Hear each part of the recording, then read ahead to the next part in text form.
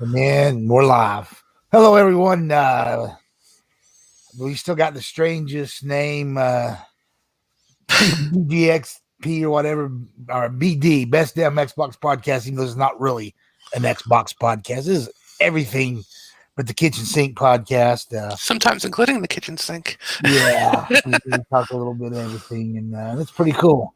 In fact, I want to start out talking about New Year's Eve and what I did. And I actually didn't do anything New Year's Eve, but New Year's Day, instead of gaming all day on New Year's, so I really shouldn't have even mentioned New Year's Eve. I did a huge movie watching thing of wow, my whole brain just farted. I know all the movies, but that's not what I'm looking for. I'm looking for the holy crap, this is so embarrassing. We'll just start with the movies. They're all related because of the same author. Anyway, I did the big three last, but by saying those, that'll tip everybody off to what it was. I did Reanimator, Bride of Reanimator, and From Beyond. Those were late in the evening, though, those three. And those were all Stuart Gordon, Brian Yunza, just amazing. Lovecraft, that's the word I was looking for a few minutes ago. I did like a massive all-day H.P. Lovecraft movie theme, but I've watched some that most people don't know or have ever seen. One of my all-time favorites is called The Resurrected. Dan O'Bannon, right after the Return of the Living Dead movie that he directed and wrote. Right after that, he did The Resurrected in like 91, 92, somewhere's in there. I think 91. But anyway, it's an amazing H.P. Lovecraft movie, by the way. Just it gets no real love. But yeah, it's a good one. I also did the two Unnameable 1 and 2. They're both like minor monster movies. They don't really feel totally like Lovecraft things. They got a little bit of Lovecraft vibe going, but again, they were made as more of B monster movies, which they both turned out really well, by the way. It's real hard to get one. I don't have a copy of one on disc. I had to like hunt it down on the internet to watch it, but I've got a copy of number 2 on DVD. I don't have it on Blu-ray or anything, but they're based off the same. The two movies are based off the same short story, The Statement of Randolph Carter, and the Resurrected one. That's the one that's about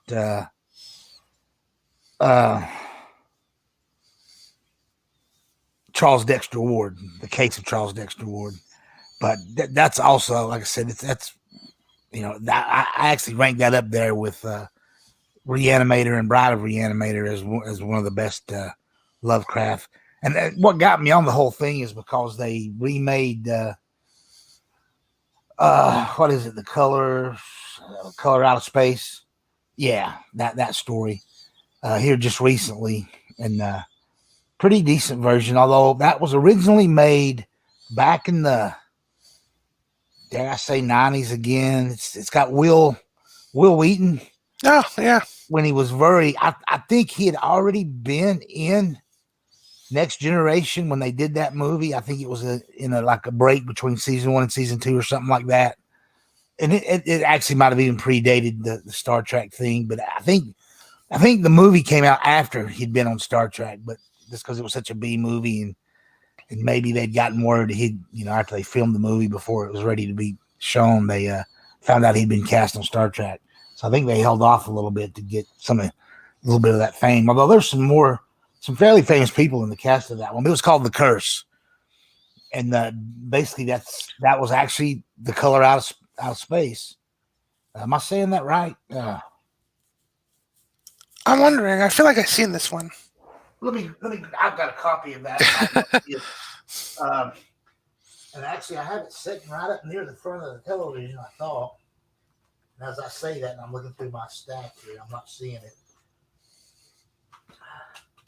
I've got all the Batman Can you hear me? Oh yeah, I can hear you fine. Right away from the microphone. Let's turn a completely different direction. You No, know what you're coming in clear. The Batman, that was the series that came after Batman, the animated series. Actually, it came out after Batman Beyond also. Yeah, I have that one. That's a great one. Yeah, I've Highly been recommended. watching those, but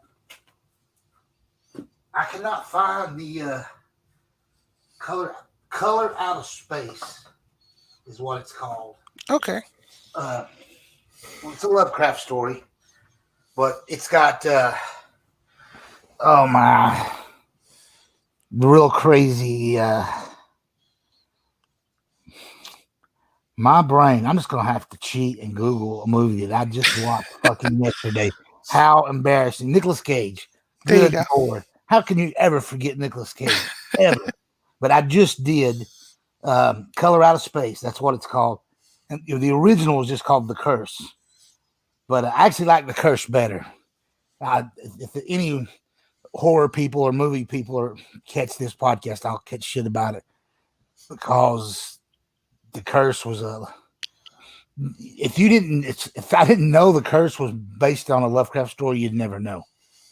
The movie was just shot as a horror movie. There's nothing H.P. Lovecraft about it other than it's based on that story, but it doesn't come off as a Lovecraft type. There's no weirdness or. Well, I shouldn't say that. The Curse actually was kind of pretty weird, but it spawned several sequels too that had nothing to do with the original movie or anything Lovecraft, but they just used the title The Curse 2, The Curse 3. I love it. I hate when they do that. It's No, like I'm the opposite. I love it when they do that. It's like, why not? We got a horrible movie here, and we got to get butts in the seats. Well, okay. If that on that perspective, yeah, you're right. Yeah, I could see your really point. good B movie, and we'll call it part 2, even though it has nothing to do with it. I just cracks me up. No, I really hate it too. It's a horrible marketing thing, but they've always done it. It's just weird. I'll never forget the movie the Troll, and then they made a sequel to Troll 2. Yeah. And the Troll 2 had nothing to do with trolls; it was goblins. It's like what Yeah. what the hell? There's been so many. There's been another series though where they tried to stay faithful. Based off that one King short story, The Children of the Corn. Great movie, and even the second movie was pretty damn good. Yeah, I've watched that. That was good. There's been like 8 of them now, I think. Movies that go direct to video. I mean, sometimes the sequels build up. If you blink, there's like, really, there's Children of the Corn Part 8. It's crazy. In fact, once they get to about 5 or 6, they stop using numbers and they just have like a Children of the Corn and then like a subtitle. Yeah. That way they don't. It's crazy. But anyway, yeah, I went hardcore Lovecraft on New Year's Day into the evening. Anybody heard that? That was my phone. I don't know. I don't have the volume turned down on it, which That's fine. Right now. Otherwise, we're going to. You must silence your phones. No, kidding. But yeah, Color Out of Space. I did not love it. I the first time the story was made when I just called it The Curse. But all those other ones, The Unnameable. I don't know if you've ever seen that. If you can hunt it down, and that's hard to find. The Unnameable and The Unnameable. I have not seen it. Yeah. It's a cool monster movie that's just loosely based on a Lovecraft story. But more importantly, none of this is actually important. This is just killing some time is what I was doing. And well, I didn't do it this year, but previous years I actually did a Rocky marathon for New Year's with my wife. That was pretty cool. Hated 5, but 1 through 4 and even Rocky Balboa was pretty good, I thought. Which was 5? 5 was the one. It took place directly after 4, where he lost everything, and it ended up being like I'm not really a a street Rocky fight. fan, but I like the one with Dolph Lundgren. Yeah, that's number 4. Yeah, that's okay. Yeah, I liked 4, but I don't even know if I've seen anything. 5 was such a mess that they actually threw it out. The canon when they did Rocky Balboa, that was like the true sequel to 4. When they did 5, they originally wanted Rocky to die, And they're like, no, you can't kill him off. The studio just got involved, and it just was a mess. It ended on a street fight, not even a boxing ring fight. It was just no, it was terrible. I didn't like it. Um, but Rocky Balboa was pretty good, and I like the way now it's went to Creed. That was actually a nice transition. I thought good passing of the torch there. Well, they had to. He's fucking 70. I mean, oh, I know, but I thought it was just a natural progression of what he would be. He'd be the coach. So, what's today? Is today the second or the third? Second. Okay, so I didn't want to just Lovecraft stuff yesterday, because at one point somehow I was flipping through, and it's because I was looking for one of those odd Lovecraft movies that I have a copy of it on disc, and I was on Tubi or Tubby or whatever the hell that service is, because it's free. Yeah, they stick commercials in it, but I was looking on there, and or it could have been Hulu, or it could have been one of the other ones that make you watch commercials. I can't. Pluto TV is pretty good. Yeah, but anyway, as I'm looking for this Lovecraft movie, I come across a Stallone movie where he plays a aging bullet to the head or bullet in the head. It's basically he remade a Japanese gangster movie from the early 90s, late 80s, early 90s, but now it was like in the early 2000s when he remade this. And he brought a Korean star who was like a really hot Korean star at the time. I don't remember the dude's name, but trust me, he was a big star in Korea. And then they remade this John Woo Bullet to the Head movie without John Woo directing it, of course. Of course, yeah. And it was, I don't want to say it was bad, but it was like, even then, Stallone just looked really, really old in it. And you could tell he'd had some plastic surgery done and stuff. And yeah. And I'm like, wow, dude, come on, man, just stop. But since then, he's done, I don't know, 8 or 10 more movies and had some pretty big hits. So, whatever. I guess you got to give it to him. It's still impressive. I mean, given his age, he's still kicking pretty hard. He was ripped in this Bullet to the Head. And I'm like, holy shit. I mean, bravo, old man. It was 2012. I'm looking it up too online. I'm a Google beast this evening. Bullet to the Head, 2012. But again, yeah, he was ripped in it. Sung Sung Kang Kang is the Korean dude that was and the director was actually pretty badass. This is why I watched it, by the way, because it was a Walter Hill movie. Ah. And I'm a huge Walter Hill fan, from the Warriors and right. All kinds of westerns in the 60s and into the 70s. But yeah, so anyway, I think I'd seen it before, but I didn't remember much of it, and I'd already watched 7 or 8 freaking Lovecraft movies, and Lovecraft's pretty weird stuff. Great horror B horror movies, but when you'd already done that many, I took a little break and watched the Stallone movie. But yeah, weird stuff. Yeah, I spent my New Year's just kind of playing. Well, something I got right after Christmas, literally the day after, was a TurboGrafx 16. Actually. Sweet. Yeah, I was really shocked. I found that. You got the mini or a real one? No, the real one. Sweet. Honest to goodness hardware. I don't have a TurboGrafx 16. I do have the TurboGrafx Mini. I have that too. And the Mini's excellent. The real one, I have the PC Engine. I have a real PC Engine. And I have a real PC Engine Duo. RS or whatever the little number. That I don't have yet. But I want an actual TurboGrafx. I want a real one, but I just hadn't. I love all these retro consoles and stuff, but I'm not. I will say this. I remember why I didn't buy it back in the night. Now, this isn't a negative, by the way, but I love the system. I'm just thrilled. Like, I got Ninja Spirit with it. I got Pac-Land. I know that's not as big, but to me, I love Pac-Land. I got Legendary Axe. That was a big one because that's not even on the Mini. The EverDrive for it, dude. Not only do they have an EverDrive for that thing, it plays all the fucking CD games. You don't even got to burn them. That's nice. You can just download the CD games all onto your EverDrive, and that goes right into the little card slot. Right. And, Oh and no, that's cool. It's badass as hell. And it plays everything but maybe 3 games total, I think, or something. I don't know. And I've got an old one. They got newer ones. But here's what I'm getting at with the original hardware. And that's cool with the EverDrive. That's definitely something I'm going to look into. But the reason I didn't get it in the late 80s, early 90s was because they do really kind of piecemeal everything. Like just the system is just an RF cable and one controller.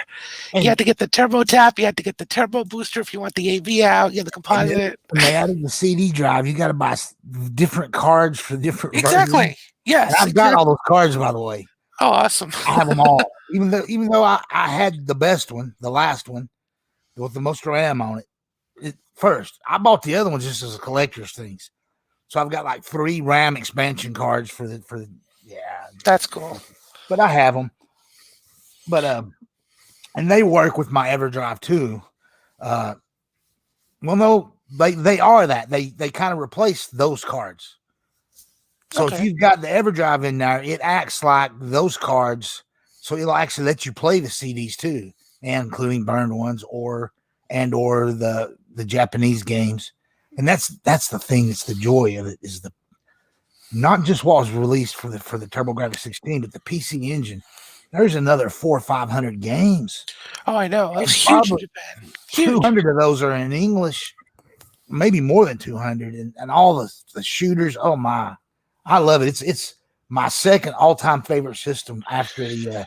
I can totally see it. Like I regret not getting this thing back in the day. But I mean, I was a kid. I mean, I didn't.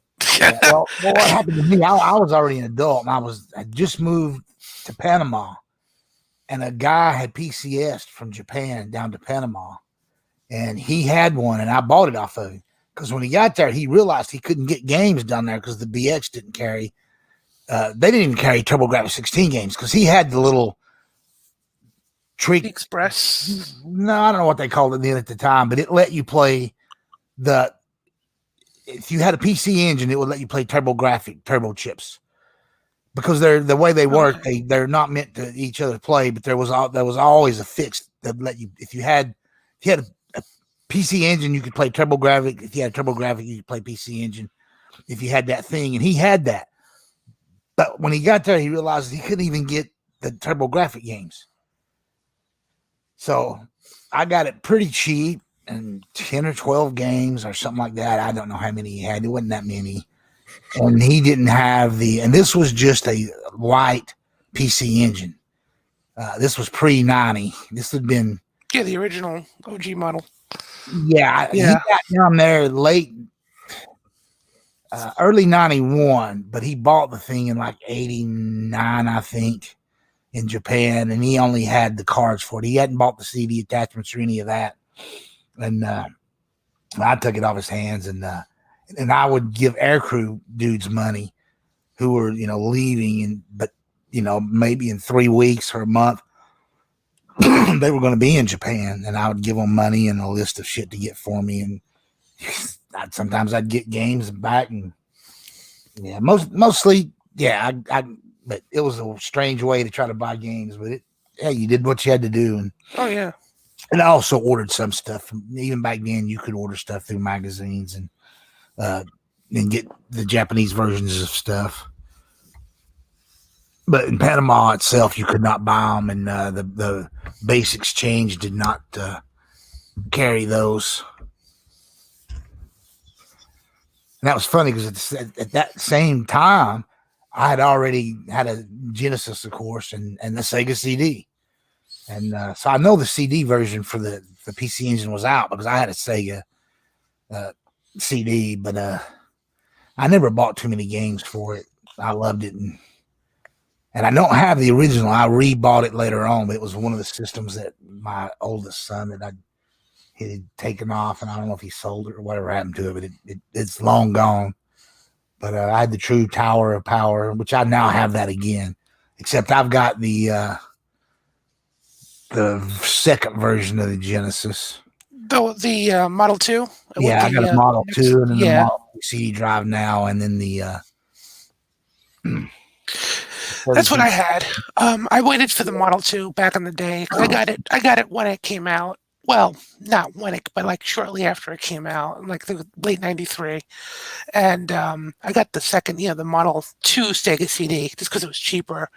But I like it. I like it Yeah, a lot because it's more that's compact for me, for what I the use it for. original one I had was the original, but when I repurchased everything years later, I just bought Model 2s. Yeah. They last longer and there's just more of them available. That and the fact that if you have the Model 2 Genesis, not the Model 1, but the Model 2, you can just, the one AV out covers everything. Yeah. Whereas the original Model 1 Genesis, you had to plug in the mixer into the back of the CD Oh because yeah. the Model 1 Genesis, the AV out was only mono. It wasn't stereo. Yeah, you had to Yeah. use the stereo port in the Plug. front Yeah. and then run a wire around the splitter. But the Model 2 fixes that. Everything is stereo. Everything's piped out to one cable. It's great. And I also bought an HDMI cable for my Genesis off of Amazon. It's pretty cheap and it works great. I mean, it looks great. So I it's haven't looked nice. at the ones on like Amazon. I've seen those at specific websites that sell HDMI conversions for all consoles. Some of them cables are pretty damn pricey. They're too pricey. I honestly, I mean, if you just want to play it and you're not really interested in, I mean, to be honest, I don't really see much of a difference.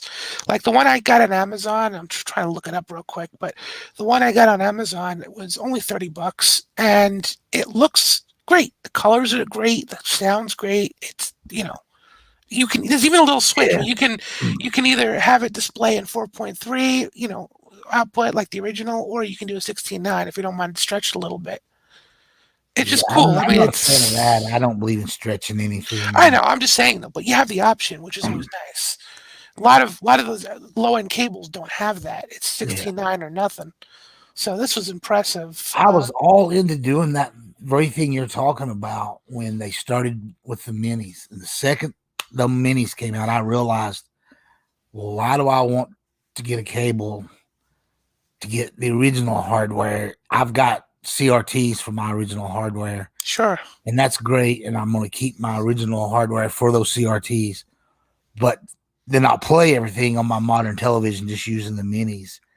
And I've been so happy with that. I mean, this Christmas, I got you were You the showed me. Yeah, you first showed I me. That sent was you awesome. pictures of it. The Sega Blast, or not the Blast City, the Astro City. Yep. God, I hope they do a Blast City next. That was the candy cab that came after Astro City was Blast City.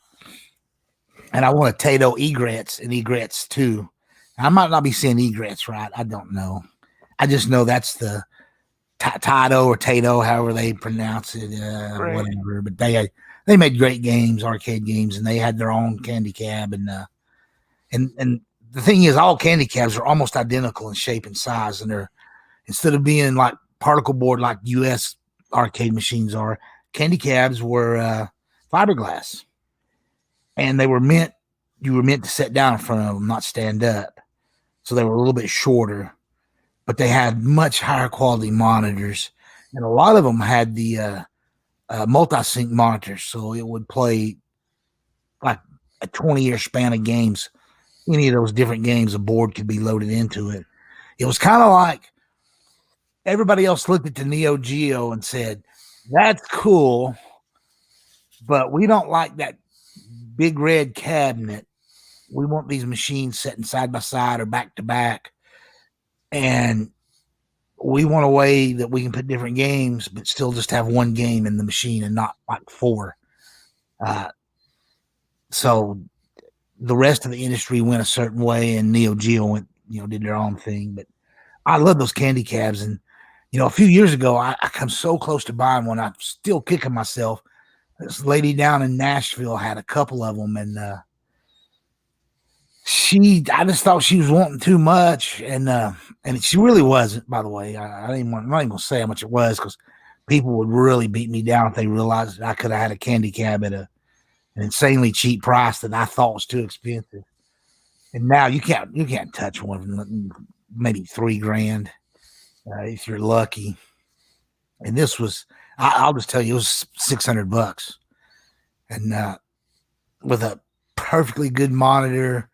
And and actually the cabinet was in great shape. But it was two things. A, I was going to have to drive to Nashville, which I'm pretty close to Nashville. It's a couple hour drive, so that wouldn't have been no big deal. But maybe a little bit further than 2 hours. I don't know what I'm saying when I say that. It might be 3 hour drive. I don't know. I'm in East Tennessee, so it's not that far a drive. But I just thought that was too much. I thought, you know what? I'm gonna wait till after Christmas, and I'll bet you I'll get one for maybe $400. That was my sweet spot. Yeah, $400. I'll get me a stand, a candy cab. Holy shit! No, now that candy cab that I could have had for $600, I could be reselling it for $3,000 without blinking an eye. Yeah, it was pretty stupid on my part not buying it. But oh well. Shit happens. Now I still want one. I'm going to start saving my pennies again, and then when I find the right one, and even if I can get one, I need a good monitor, because that's the thing. You can't just you can't fake that part of it. You've got a worn out monitor, a crappy monitor. That's not fixable. And you got to get one that's not had like 10,000 hours played on it. But as far as the cabinet, there's plenty of places, even where I live here, where they do fiberglass repair for like boats and pools and things. If you've got a candy cab, you can go in. They can repair any damages on your cab. It's pretty inexpensive. They'll fix it. So I'm willing to buy a really crappy cabinet because I know I can have that repaired later on. But I've got to find one that's got a really good monitor in it. And I don't know what my sweet spot on price is anymore. I just know I'm not going to get one for no $600. But I'm also not going to pay $3,000 for one either. I just not going to do it. It's not worth it because I can play every arcade game that's ever came out, already.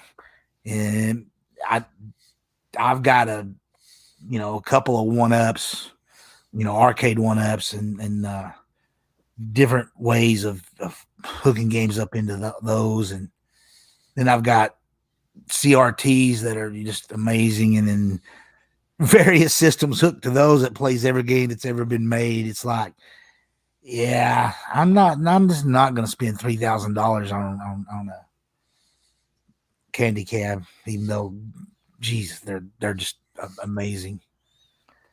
That's my holy grail of gaming, is to get a candy cab. Yeah, that's something I want to get eventually. But I have no 5, 6 years ago, 5, 6, go back 10 years ago, through no earlier than say 4 years ago, they were still fairly reasonable. A lot of arcades that shut down in places like Australia and other non-Japanese arcades, other places in the world, a lot of those got shipped to the U.S. because they were no longer needed over there, and those arcades had all shut down. And there were a lot of arcade groups on the internet already back then that they'd get 10, 20, 30 people together, and they'd all kick in 200, 300, 400, 500 each, whatever. And then they would buy like 30 of them or 40 of them. And those got imported into the U.S. And then a lot of those in turn got resold. And they were out there at a reasonable price. They're not reasonable now. They're just, it sucks. Yeah, I know. Speaking of which, it's interesting you mentioned that, because it's like the retro prices have just skyrocketed over the past 2 years, and they continue to go up. I mean, since I got the TurboGrafx 16, I've been looking at games, just to see what I can get. Oh, boy. No, don't. No, I know. I got it. Trust me, I learned the hard way. Dang. I didn't buy anything. But I had long ago got rid of my games, and then when I decided to go back and get it, like another PC engine, because originally I didn't have the CD attachment and all that. I just had a PC engine, and so I was like, when I started looking around, and I realized, well, if I get this, I can't buy games for it because, yeah, there's a few that are reasonably priced, but the majority are just it's ridiculous price for that system. So I said, well, I got to get something with the CD attachment, because that way I know I can burn all those games. And then I guess because I already had an EverDrive for the Super Nintendo and NES, and I just assumed they'd be one, and there was, and I'm like, well, I'll get like the PC Engine Duo, and I think I got I don't have the last model. It's like I've got the R, PC Engine Duo R, and then there was like an RX after the one I've got, but I think they're identical. I don't know why they added that extra. I'm sure if we ever get anybody that watches these podcasts, they could actually put something in the chat, but we're not there. We're not getting a lot of love on Saturday nights, my brother. Yeah. I don't know what we got to do. We got to find some way of getting some people over to watch us, but whatever. Free cookies. No. Yeah, I love these. Now that we're off the whole movie thing and we're on these mini systems, I've even got like a C64 mini. My God. Yeah, I'm out of control, but of all of them. They're good little systems and they're pretty powerful. I mean, and they output in 720p, and then you let your TV upscale it to 4K or 1080p, depending on what set you're using. But they look fine, and most of them, are hackable and real simple hacks. You don't have to really do anything other than download a little bit of software to add to it. And then you have all the games. So it's pretty cool. And they play and look great. And so I've just collected those now. I actually have them all. I mean, I even have the retro bit one that is full of arcade games. I got the NES, the SNES, the Genesis, and I got the TurboGrafx one, the PlayStation 1 mini, and I got the C64 mini. The Neo Geo? 2 of the Neo Geos. Yep. Awesome. And I also got the third Neo Geo one that's not really a mini, but it looks like a big control pad. That's like a fight stick. Right. I got that thing, and I don't have the Capcom one. That says the word Capcom, because that one was too expensive, and I can play all those Capcom games on my Neo Geo one. So it's like, yeah, I'm not spending $200 on something that I can already play all those. And those are the best games too from Capcom, the CPS 2 and 3. Oh yeah, games. Oh my God, that's the main reason that I love my Sega Saturn so much, is all those Capcom CPS 2 and 3. They did amazing with that. Saturn was the system for that stuff. I'll tell you what. Yeah. And of course, now almost anything can emulate it and play it. But back there was a time if you wanted to play those, you had to have a Saturn. There was a few of them made it to PS1 though, and eventually PS2, and there's even some on the Dreamcast. But there are 20 of them on the Saturn, and yeah, it was just pretty cool how that worked out too, because it never made any sense because Sega wasn't selling very many Saturns in the U.S. Capcom was just making great game after great game, and they were only getting Japanese releases. They wasn't selling. They couldn't have sold enough copies. I don't know how they got that done, and Capcom just felt sorry for Sega or what was going on. Who knows? But my God, hey, win for us. Yeah. Well, I guess Capcom looked at it as a write-off because they were already making those games for the arcade using those boards, so they wasn't losing any money on it. But they could have made a lot more if they would have put those out for multiple systems. Then again, a lot of those systems wouldn't play those games, and Sony had a much stricter policy about no 2D games on the. I remember that. Game. Yeah, that's true. Although they didn't hold to it. I know myself. I must have 40, 50 2D PS1 games. Well, I'll be honest. One game kind of destroyed that. Castlevania Symphony of the Night. Yeah. There you go. So you don't get more 2D than that. I'll tell you what. So I never understood. I'm sure Capcom, Street Fighter, even the Street Fighters made it to the PS1. Yeah. But none of these other 2D fighters did. They were all on the Saturn. And it was like, I don't know. Maybe Capcom just didn't feel like having to fight for the right to have a game on a system. They just So they just handed them over to the Well, Saturn. that and the Saturn really was a 2D. I mean, yeah, it had 3D, Oh, it was. It was options, 2D but beast. Yeah. it was designed It to was be a that way. true 32-bit 2D system. It was Right. amazing. Exactly. So that's I think one of the reasons it was so easy for Capcom just to put it on that system. If you did 2D, Saturn was easy. But if you wanted 3D, that's a whole nother animal. Yeah. Yeah, that's where things got very tricky. I mean, I read up on how they program for the Saturn, and it's Oh, yeah. pretty I've interesting. read all It's that stuff, and yeah, but even with that, there was still plenty of good 3D games on oh, that dude, system. yeah, no, I mean, They got definitely. around it, but it was much harder than what they did I with just found it interesting how they had to use assembly code to use the sound chip DSP for, yeah. certain processes, outside of Well, sound. It was have like, have wow. you read or heard the story where they were in a bar, the two main engineer guys for the Saturn, and the third guy was a management guy, and he, I guess, had just been told that they had to have 3D. That the PlayStation 1, they'd gotten the specs, and right there in a bar on a napkin, the engineer wrote down some code or some bullshit about how they would be able to add 3D to a 2D system, and from that, what was on that napkin is what they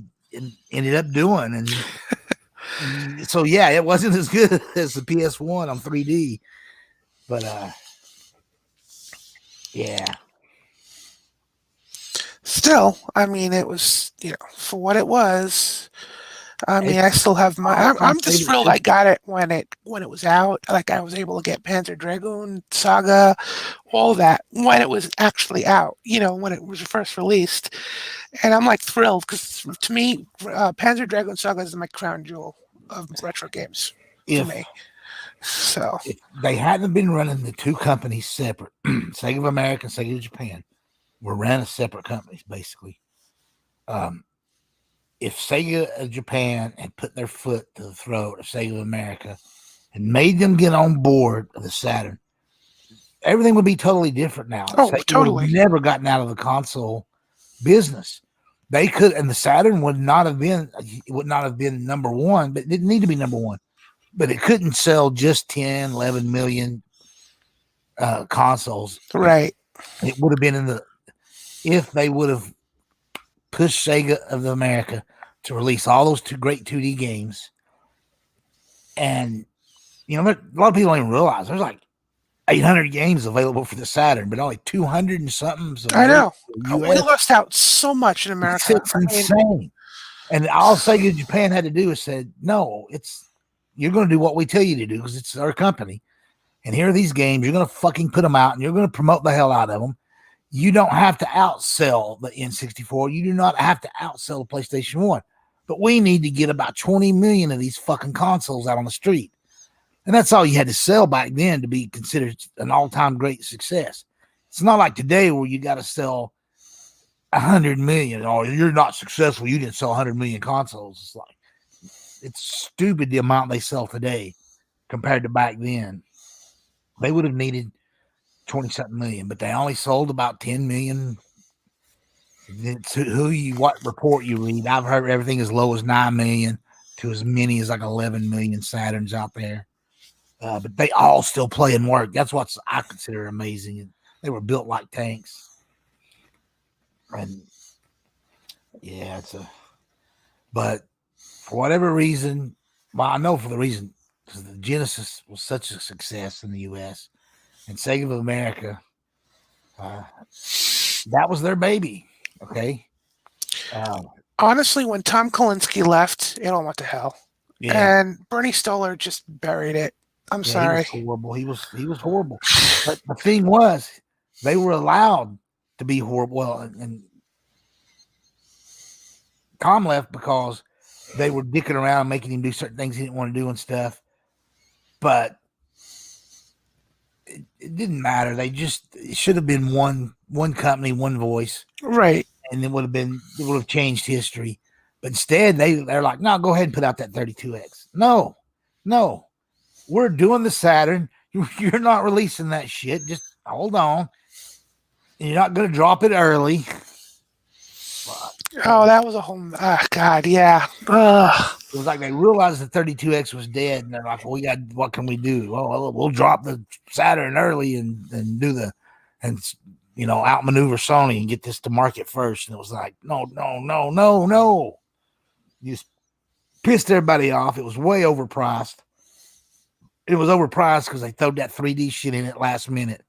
You either push it back and do the 3D right, or go with what you're going to go, but reduce the price and just go with that 2D beast without the 3D shit at all in it. But whatever. I mean, it is what it is. Sega, it's their own fault. I don't totally blame Sony, although Sony twisted that dagger in their back a little bit, but it was still Sega's undoing. Was their own thing. They made some really bad mistakes. Yeah. But Sony, they are a little bit to blame, not solely, but Sony come out of the gate foaming at the mouth to try to destroy Nintendo, and Nintendo had such a bank and such loyal fans that they didn't care. I don't think they even realized how bad Sony hated them, and Sony was willing to do some really dirty shit, like going to Square. It wasn't Square Enix, and it was just Square, and saying, "Hey, you don't put Final Fantasy out on our system and fuck Nintendo over. Here's the black bag of cash." Everybody bitches now when Square puts out a game that's only on PlayStation. It's like, no, you motherfuckers don't understand. They've been doing this. This isn't new. They've been doing this since the just after starting with the N64 generation and the PS1. Square will take the money if you offer it to them, and they'll put whatever game you're paying for on your system exclusively. They will. They've always done it. They've not changed. But holy crap, yeah. But Sony was, that guy that was running Sony back then, notoriously, it's been talked about him beating his fist into a desk and talking about how he was going to put Nintendo out of business and how much, but they realized pretty quickly that they could not put Nintendo out of business. They hurt Nintendo. And actually, I shouldn't even say that. It's not that they could hurt them. They could sell more than them, be a much bigger company. And but who they could hurt and put out of business was Sega. And I think Sony realized, well, not only we'll be number one, we're going to get rid of what was number two, or we're not going to let them be even number three. We're just going to get rid of them. They kind of did. But again, it's hard to blame Sony when Sega made the decision, like with the Dreamcast, not to have it be a DVD player. What the fuck? Why would they not realize that people would want to watch movies on the same player? I still to this day don't get it. Yeah, I don't know either. That, yeah, who knows? Yeah, and then the whole Sega of America, because of the 32X, didn't want to support the Saturn and only had 3D games in the US market. It was like, well, we've got to compete with Sony, so it's 3D only. And it's like, yeah, but the best games were still 2D back at that time. And the 2D games were flourishing in Japan. They just, nope, we're not going to put those on our system. So they missed that entire generation. They just shot themselves in the foot. And they never caught back up. The Dreamcast was such an amazing console, but it didn't matter. They dug themselves such a deep hole by basically setting out a generation by not supporting their own console. It was crazy. I mean, how you put something out and not support it? Hundreds of games were getting made and only being released in Japan. And it was like, wow, all those games could have had US releases and yeah, whatever. I get upset even talking about it. It just kills me. No, I hear you. Because I admit, I was starting to lose faith in Sega after the Saturn, and I took a chance with the Dreamcast. I was like, oh, finally they're back. This is it. And then it wasn't it. The thing was, a lot of people don't realize they knew, I think, before the Dreamcast actually hit the streets. that that within 2 years they were going to be a software only company, but they'd already invested a shit ton of money to get that console made, and they knew that whatever games were being designed would get picked up by other systems, and they would get money off those said games as well as some off their own system, the Dreamcast. And they wasn't too worried about it, but I think they realized that they were in that big of trouble, and they blew their wad way too fast to it with the Dreamcast. It released way too many games too quick, and I think that hurt them too. You really need that's too many games. You need one game that sells a shit ton, and then I don't know, but they were what? They're like 30 games at launch or something insane. I don't think it was 30, but it was in the 20s. And there's never been a launch like that on any console since then. Right. I mean, now they launch with 0 games. Fuck. It's like, yeah, we're going to launch a new console, and we got whatever is coming out. That'll be our game for it.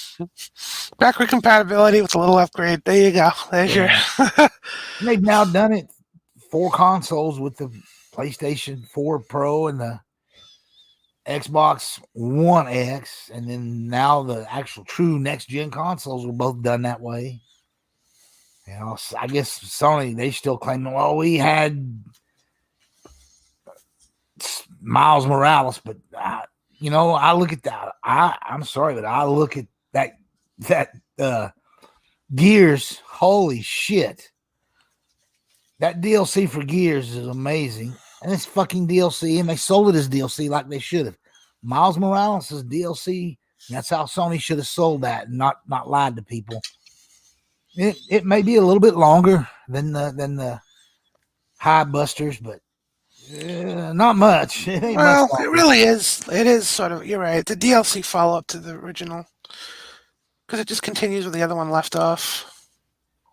But I guess if you're a hardcore pony and you want that victory of saying, "Hey, we had an original game made for our new system," but then they had the remake of Demon Souls or whatever. But again, it's just another remake. And might be a great remake. In fact, it is. You know. But yeah, it's still just a remake. But then again, I shouldn't say that. That don't sound right because I love Resident Evil 2 and 3 remakes. Those are pretty amazing games. So I give it to them for Demon Souls. That was a smart move on Sony's part. You know, they knew, hey, we got a new console coming out this date, and they went to a company and said, hey, remake this game. It's not even their game. It's like they took a game that they had the rights to and said, you remake this for us. And yeah, it was smart, and they're able to get it out on time when the console released. So, you know, bravo to them. Whereas Microsoft was just working on Halo, and when it wasn't good enough, they had to put it off for a year. Yeah, but like I said, I think we talked about this last time. Oh yeah, it's going to be amazing. We know it will be. Yeah, and it didn't change sales of consoles any. Apparently, Sony got their lines in those factories up and running much earlier than Microsoft did, because Microsoft was waiting for the RDNA 2 stuff. So they didn't start producing shit till July, or actually it was August is what I'm hearing now. They didn't actually fire up those production lines until fucking August of this year. And the console hit the market in November. That's unheard of to get. So, you know, bravo to Microsoft. They still managed to get a lot of them out. But Sony started back in February, their production lines, pumping out PS5s. And here's the thing. People talk about, well, they had problems with their socks where they were only getting 50%. That's before these get run on a production line. Them chipsets is a separate part that's made, and once they're good, that gets sent on to be put in the console. It's got nothing to do with how many consoles get pushed out. Once all those various parts get, you know, that go into a console or go onto the board that's going to be in the console, whatever, all that gets ordered, shipped to the whatever factory that's putting everything together. Then it all gets assembled and run off on the line. And yeah, so Sony was way ahead of them on that, and which makes sense when you start hearing the facts saying that Sony actually wanted to get the PlayStation 5 out in 2019. And that was the true anniversary. It was the Japanese anniversary of the PlayStation. So all that makes sense now. And then at some point, they did run into problems and they had to push it back to 2020. But they were able to, as early as February, they were having, consoles come off of the assembly line. So, hey, good on them. Microsoft waited because they wanted a little bit more power, and that'll pay off for them in the long run. It will. It will. First 2 or 3 games, they're like, "Oh, PlayStation 5 version's better." And yeah, give it to them. They had them dev kits out to much earlier than Microsoft did. And I will say this. So, systems differences aside, I'm just kind of thrilled that. I mean, yes, no doubt the Xbox will ultimately you have the advantage each time, but I'm just kind of heartened that at least as a base system, the PS5 is well designed enough in terms of the hardware where it can run these games so well right from the offset. You know what I mean? It's not like I'm gonna just pick on the PS2 for a second here. PS3. No, PS2 is great. PS3, where you could see right from the get-go there was a problem. You know what I mean? But PS5 has a solid start. And so even though, like I said, I know the Xbox is going to eventually eclipse it and eventually, have the better versions of everything, which is fine. I don't think it's going to be so different where if somebody chooses a PS5, it's going to be like, oh man, I really wish I got an Xbox. No, I think it's good. Whatever system you choose, you're in good shape. And that's what's cool about this generation. That's how I look at it. Oh yeah. Because, with the early 2 or 3, my buddy Mads that I've been on many podcasts with for the last couple of years, I caught one of his videos as soon as today or yesterday, and he was saying that he was trying to talk about how Xbox games are going to be better and better, and all these. And it's not going to take 2 years from now. It's literally within 2 months as the next wave of games come. Because these companies already have these new tools. They're not waiting on them anymore. They have them. And they'll just keep getting better and better with them. But when he started the video, he kind of overemphasized all these mini games that came out at the beginning when the PS5s were better. And I'm thinking, no. There was only like 3 games that was ever even compared that I know of. Dirt and the 2 Ubisoft games. Nothing else was out. And now all 3 of those games, the Xbox version plays and looks better. Period. They've had updates. So there's not much difference. And I think there's a couple of modes where they're like identical. And it's getting that bad where if a game has 3 modes, and if one of the modes looks better on the PS5, it gets that's all right, PS5 is better.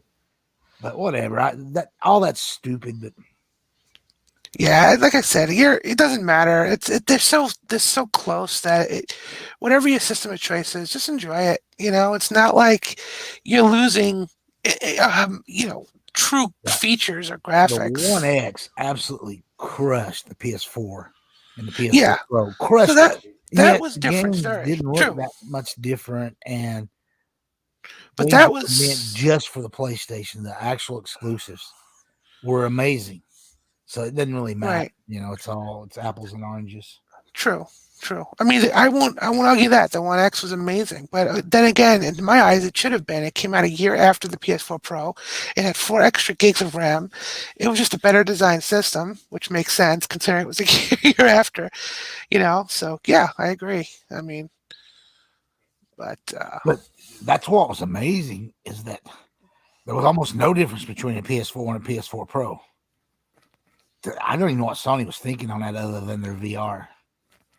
And I had that, and it was like, I'm glad I got rid of it. And I'll have when I have a PS5, my PSVR will be hooked to it, and then I'll have the base model, PS4 hooked up to my 1080p TV in the living room, which I haven't even bought yet because you know what? They didn't put those fuckers on sale on Black Friday or Christmas. PS4s were still selling heavy because nobody could get a PS5. So yeah, that Sony's still making money off that system. That's their bread and butter for the next. Not the PS5. People need to wake up. There's 100 million PS4s out there in the wild, and it's gonna take a long time before a PS5 game can even come close to scoring enough in sales to where they're like, yeah, we need to make this just PS5 only. Um, that's just the way it works. It's been that way when the PS2 to PS3. Wasn't that well? It wasn't really that way from the PS1 to the PS2, but that was different times. They didn't really have the competition that they have with Microsoft. Right. But yeah, it's there's, like I said, 100 million. They're just, of course, they're going to keep supporting that console. They have to. Whereas Microsoft, 50, 60 million, whatever it ends up being for the Xbox One generation. But they care about engagement numbers and have been on that whole engagement thing for a couple years now. So they don't care. They honestly don't care if you're playing on an Xbox One, an Xbox One S or X, or Series S or X, or a PC, or your phone. As long as you're logged into your Xbox Live account, you're playing Xbox. They don't care, and they love them numbers. It's a good ecosystem for what they have. It really is. It's pretty Well, smart. I understand for the subscriptions for Game Pass. I get that, but I don't understand just before Game Pass, just engagement, how you make money. If you got people with in-game purchases, yeah, I get how Fortnite makes. Oh yeah, hundreds of millions of dollars still yet because people buy crap within the game. But yeah, it's just weird stuff that not every game gets those kind of buying costumes and things within them to where they can. But we just need engagement numbers. Yeah. Sometimes I lean on Sony's side where it's like, fuck that. Buy the goddamn console, pay for the game. That's how we'll make our money. I actually kind of like that. Yeah. Speaking of which, my Xbox is shutting itself off where I hadn't touched it in a while. Oh, you have the auto off? Yeah. I need to turn that off because I don't like that. That's a Series X, right? You're talking about? Hey, when it does that, does it like save your state? Yeah. Okay, that's cool. Yeah. But yeah, I don't like when systems turn themselves off because half the time they do it, I'm like, oh wait, I was in the middle. Never mind. At least the older ones anyway.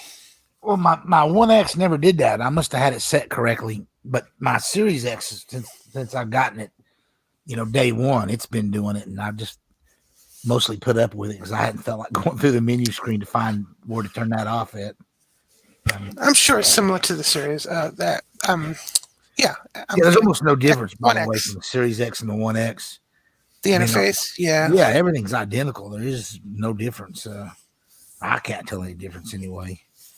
And or just a few settings, here and there. The only real difference is how much faster everything loads on the Series X. It's insane. That's nice.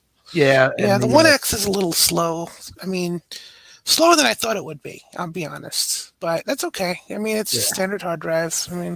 I had a lot of problem with my One X with apps. My God, especially with Google, YouTube. Fuck. Half the time I'd try to open it up and it wouldn't. I'd have to do a hard reset. And other apps like that did it too, but that was the worst. Going to YouTube for whatever reason, Google didn't want to play nice with them, and I just always had a lot of trouble with that, where I'd have to, basically do a hard reset. Hold the button in for 10 to seconds, get it. whatever. Yeah. And then it would come up, and then it would load. But yeah, but I not ever had that happen a single time since I've gotten the Series. For whatever software glitch or problem they had, they got it fixed with the Series X, or worked something out with Google. Hey, Skint Eastwood is up. Hey, Skint, how you doing? Sorry, Kevin. I just noticed it now. I haven't been looking at the chat, but I just realized that too. I could send him a link. You want to come on live? If he's still there, 8:56 was the last time. It's only it was only 3 minutes ago, so. I didn't usually. I send him a link a lot of times when we go live, but I didn't send one tonight. I just sent it to you. But if he's still around, he wants to come on. We'll let him jump in. Yeah, Skint, you're always welcome. He's the only one watching right now. He's the man. That's okay. We do get about 20 to 30. I've went back and I look, sometimes a week, 2 weeks later after these, and there are a few people that end up watching them. Hey, too, somebody else is in there. But hey, awesome. Yeah. Welcome. Hello. Don't be a stranger. Yeah, anybody want to jump in and chat with us, because we take things slow and easy, and we don't lock into any format, or we'll talk about anything. Hey, I want to get back to these minis though. That's become my real addiction now. Not just collecting, I went from collecting games long time ago to where I started just collecting systems, and then because of the EverDrives, I wasn't necessarily getting games for them because I had all the games, to where these minis came out, and then I collect all these minis now, and I really love them. But this Sega, as we're sitting here talking, I'm picking it up. I could turn my camera on a second here. Let me see. Where are we at here for camera? Boom. There you are. Oh, and I got my flat top too. I'm not looking all bad. I need to shave. Well, I haven't shaved in about a week. But yeah, this thing is just, I even got the base for it. But also, I ordered the controller. Mine got delivered to my old address. And I don't know, because it was weird. This had the correct address to the new place. I got it changed in time before it shipped. But the little control pad, it's micro switches. Oh my God, they did not skimp out at all. That's awesome.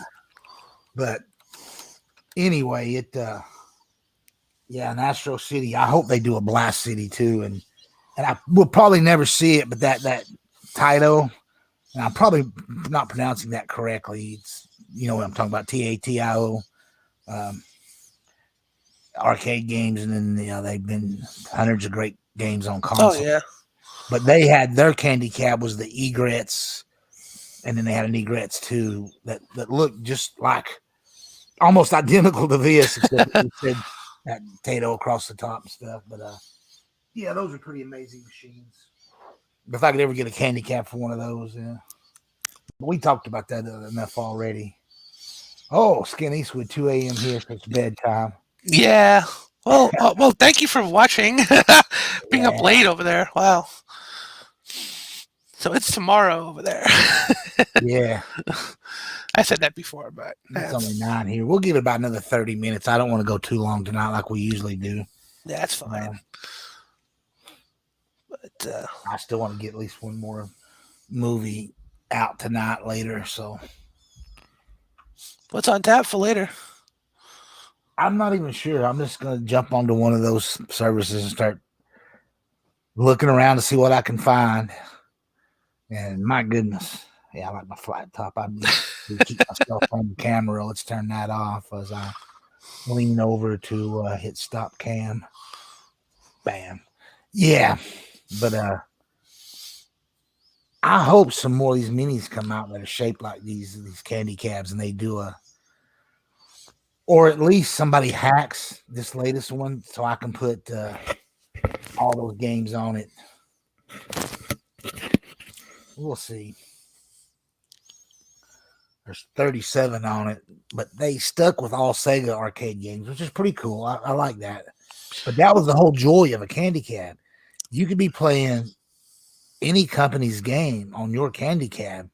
Didn't have to just be Sega games. I mean, Street Fighter games were on Sega Blast Cities and Sega Astro City cabs, as well as competing people, they became almost interchangeable. Basically, it was up to the arcade operator on what game he wanted.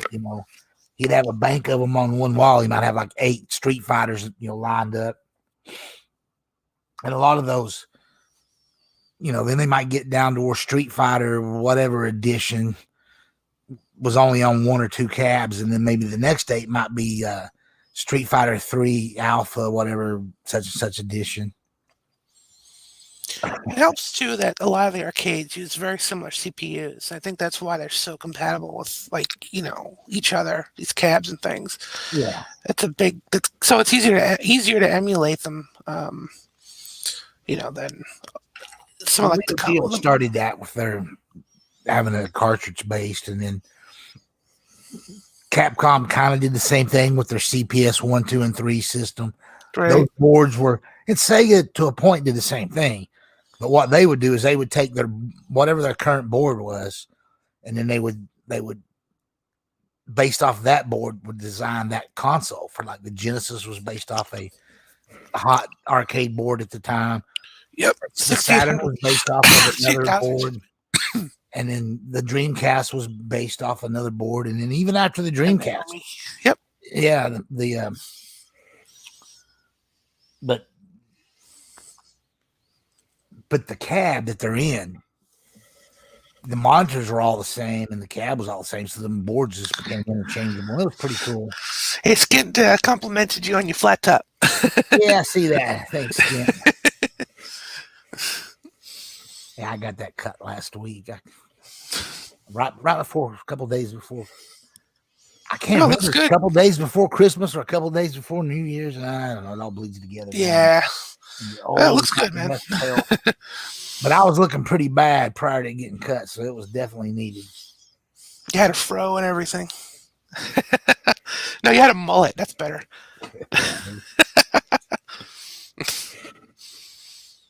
Oh man, if I ever grow a mullet, my wife will probably shave my head. But if I ever grow a mullet, I'm gonna redo that. You know that mullet boy with the Nintendo where he's sitting there, with the thumbs up. Yeah. I'll replicate that picture, but I'll put like an Xbox instead of a Nintendo or something. No, it's not gonna happen, folks. It's just making fun. I like my hair nice and short, so. So, did you get a copy of Cyberpunk yet? No, I did not. I'm still waiting. I'm going to wait till the next gen versions are out. I bought a copy, but I've not been playing it. I want to wait until they get the next gen patch too. Yeah. And I'm not. In all honesty, I've not just because of this game, and not. I don't mind waiting. There's been plenty of games in the past I buy, and I might not play it for 6 months. I do weird shit like that all the time, and I do that with movies too. Sometimes I'll buy movies and I'll just throw them in a pile in front of the TV and the floor. And it ends up sometimes being months later before I watch. I watch it when I get around to watching it, and it's I've always been that way. Yeah, I'm maybe not quite as bad with games as I am with movies. Because generally you pay a lot more for games, and it's like, yeah, I shelled out $60. I'm playing that fucker, but with Cyberpunk, I don't know. That bothered me to wait. Well, it's getting harder and harder because there's not anything wrong with the version that's out for the Series X, and I hate to say this because I think Sony's being petty, and it's more about the fact that Microsoft has the marketing rights to Cyberpunk is why Sony pulled that. Not because how bad the game plays on the PS4. Yeah. I mean, Sony's been known to be a dirty company about shit like that. Oh, yeah. Stupid. They don't have to be. They've got great games. They're going to sell, but they can be pretty vicious business-wise if they feel like you've slighted them anyway. And let's be honest, CD Projekt Red has always been more leaning toward Microsoft. They always have. The first game was on PC. Yeah. And then Microsoft's had close ties with them, and they did the exclusive. I think it was exclusive anyway, a card game, or maybe it just came out first for Xbox. That was The Witcher, some kind of weird little card game. I don't play those, so. But yeah, but I think Sony went way over the top with pulling that from their store. But again, here's another one of those honest facts. Nobody fucking on the PlayStation side hardly buys anything digitally. I mean, let's just look That's at true. PS5 digital only. They only made 7 of those. 7. No, I'm being silly now. I know what you mean. They didn't make very many of them, and I don't think they care because they know their bread and butter is people buying discs, and there's nothing wrong with that. I know myself. I stayed physical with the PlayStation 4. I'm looking now under my television right now, and even though I don't have a PS4, I got rid of it to prepare for the new generation, but I still kept all those games. And I've got all disc, and I'm looking 1, 2, 3, 13, 14, 15, 16, 17, 18, 19, 20, 22 physical disc games for the PlayStation 4. And that's not a lot, but that's all the bangers. It really is. There's all the bangers. And then I'll probably have another 50, 60 games digitally, and maybe more than that because all the freebies for the PlayStation Plus crap that you get, and those were always good. They're generally better than what Microsoft gives. Yeah, it used to not be. They used to be about the same until Game Pass, and then Microsoft went really shitty on games with gold. And yeah, you're lucky now if you get anything worth playing. I mean, they really, really scrape the bottom of the barrel for games with gold. Yeah, the last couple of months giving away free bangers. I mean, they're old, but if you didn't already have a copy of it or didn't play it, they're like, yeah, they still give out really good games, which is killing me because I don't have a PS5 yet. And I have a subscription, so I'm just losing those games. I won't ever get those. It kind of sucks. And I'm just throwing away it's been it's only been the last of November and then all of December. So, and now we're into January. So technically this is the second month. So I've lost 3-4 games that I would have gotten. Well, yeah, but when you finally do get it, you'll have a bunch of others. I mean, I know what you're saying. They did you get like 30 games now when you get the Sony thing. Yeah, I had to admit, I really enjoyed that. Especially considering some of those really run so well now, and when they had issues on the PS4, they're not on the PS5. That's awesome. Yeah, I love it when they do stuff like that. And Sony's not known for that. I think that was their big fight against Game Pass. It's like, we got to fucking do something. Because, Microsoft, you can just go buy a friggin' Series X, particularly a Series S. And then with Game Pass, you have hundreds of games that we got to do something to compete. We'll just give them like 30 old games. Game Pass really is amazing. And you know what? What's awesome though? This is why I like the competition. See, it made Sony do better. And then when Sony does something that Microsoft isn't doing, Microsoft will do better. Yeah. And who wins? We do.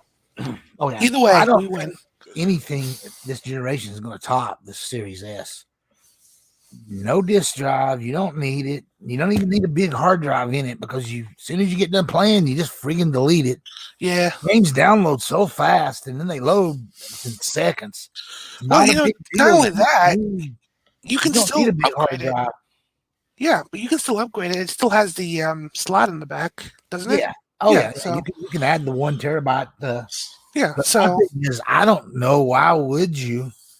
It's there for people owning an S is to not to have a disk drive and you don't need all that.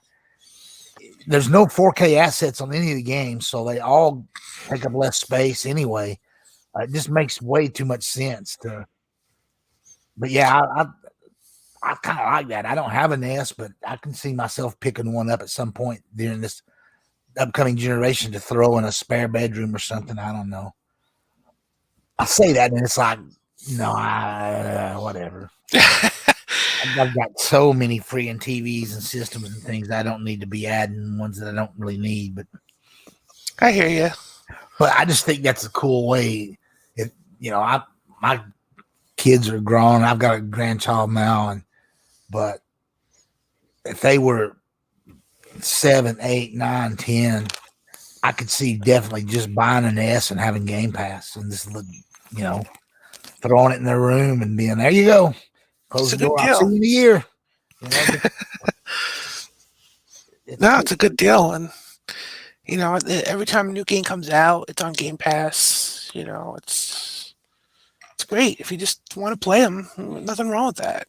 Yeah. And every month, I mean, some games do go out, but more come in, and it's pretty amazing.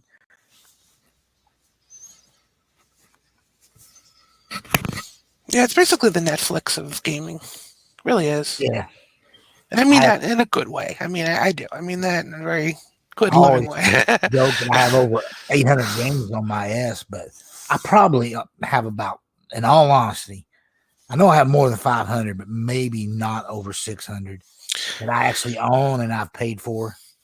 So I'm somewhere between 500 and 600, and the rest are all Game Pass games. That another thing. Some of them may not even work now. I've downloaded them and maybe played a little bit, maybe completed it, not deleted it, still on my hard drive. So I don't know if this went away.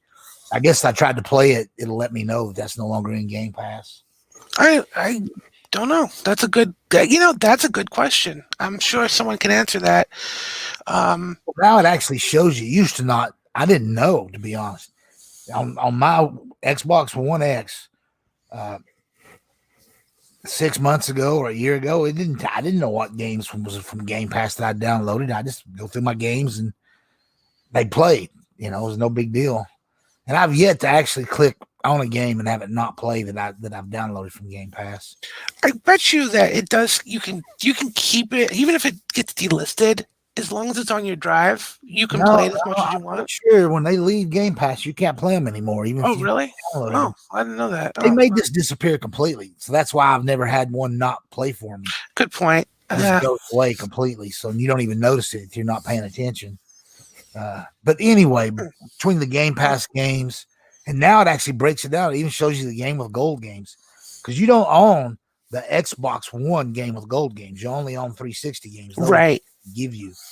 And I'm hoping at some point Xbox One games, they're like, yeah, those are yours. I have a bunch I don't want to lose, but I kind of don't want to repay for them either. Exactly. I'm like, fuck, you gave me this, damn it. No, really give it to me. I don't like that the way they're like, yeah, you don't really own it. Yeah. That's the problem with digital. But speaking of digital, something else I just thought of that's for niche people, since the Xbox has a lot of those ACA, those games you can download, the emulators from Hamster and all that. Oh yeah. Xbox One S. Oh yeah, I know they're on all the systems, but the Xbox One S is also great entry level if you just want to play like an arcade machine. Yeah. It's great for that. Xbox needs to get off their high horse, okay, and then they need to look over at the Switch and look at all those fucking arcade classic type games that are on the Switch, and we need to get these games because we're selling a product that's competing directly against the Switch, and that's this one, the Series S. Okay, it's $300 only. It's not got no disc drive. You have to buy everything from the store. And we need to add a lot of these games. And they need to go. They don't have to get anybody to put it on physically, but they need to get those added to their digital store. And there are literally, I'm not talking 10 games. I'm talking there's 200-300 now. Stuff that you can get for the Switch that you can't get for the Xbox. Oh, I know it. And a lot of is really PlayStation. The Switch, because the Switch is perfect for those games because you don't need a lot of processing power. Yeah. And it's portable and you can dock it. I mean, it's amazing how much arcade hits are on the Switch, even as compilations. It's insane. I caught a clip today from Tommy Tellerico that's running that in television, Amico. I wish they just called it television, not called it Amico. That's a horrible name, Amico. It's the new Intellivision. Right. But my God, that game that they were playing. Did you see that clip? I have not yet. I know of it. I just haven't seen it. It's like somewhere between not Defender, the one where like Missile Command and Asteroids. It's like a combination. It's like Missile Command, but with giant asteroids coming down, and you got to shoot them. Holy shit. They upgraded that with what I would call 128-bit level graphics. Kind of like PS2 graphics. Right. Except 4K. The resolution's that Amico thing will pump out great res, and you're looking at about 128 bit for the complexity of the games. Sure. Holy shit, this thing looked amazing. And I'm like, I want that on my Xbox. Fuck, I'm gonna have to buy an Amico now. And I did not want to have to buy that. I thought it was like, because he keeps talking about all these family co-op games and stuff, and I'm like, no, man, I'm the lonely, sad gamer in his mom's basement, even though I'm 60 years old now, and but you know what I'm talking about. I'm that. No, I do. I'm I that totally guy. I've always been that. I don't even understand how I'm like a big Xbox fan, because I don't play anything on. You're a solitary gamer. Let's put it that way. Exactly. Hardcore solitary gamer. I'm there with you. I don't play much Xbox Live at all, or any of the online stuff. I hate that kind of stuff, and I had enough of the. You get forced to certain things. I don't even want to get into all that about. I'm not a big fan of trophies and what's the shit Xbox. Yeah, me either. That's why I don't. And all that, because you get shamed if you don't. Yeah. See, this is why I'm like on the Switch. I don't miss them. I don't even notice they're not there. No, I thank God Nintendo never went to that crap, because that's one of the worst things in gaming, but those assholes, and there's a lot of big time podcasters that I like their shows and I like them. They're entertaining, but they'll throw it out there. Well, we don't hide our gamer score and blah blah blah. I was like, well, fuck you. No, I don't care. I don't want a gamer score. Nobody should be looking at my shit. And they're like, they wear that shit as a badge of honor or whatever. And it's like, yeah, this is great. You play a lot of games, but that's not a badge of honor. Okay. That's a company that's getting you to shill for them. And I don't know. And it's some way that another way they can track what you're playing. And it really is. It really is. And they use tell people that they see everything. They know how many hours you play and what games you play, and they know what achievements have gotten when people do certain things in certain games. And I think the Xbox does this too, but Sony, the trophies, it actually tells you the rarity of the trophy, how many gamers who played it have actually gotten it. So right there's your tracking. Oh yeah, they know all that. They have all that information. And then when a game doesn't get a sequel or doesn't get any more DLC, and people get mad, it's like, well, damn it, you need to stop force them not to do that kind of gamer score and that kind of crap. And then they wouldn't track all that shit, and maybe sequels would get made based off sales of the game. I don't know. Maybe I'm wrong on that. And that's not a good thing, because some games don't sell enough and then it wouldn't get a sequel. And maybe the game doesn't sell enough, but yet somehow gets enough people playing it. I don't know. It gets more, but I just don't like that stuff anyway. And I don't think it was ever needed achievements. No, the achievements to beat the damn game the way it was originally designed. Right. I like the achievements where you actually earn something in game, like beating it on hard gets you a better ending or something, like that. That's cool.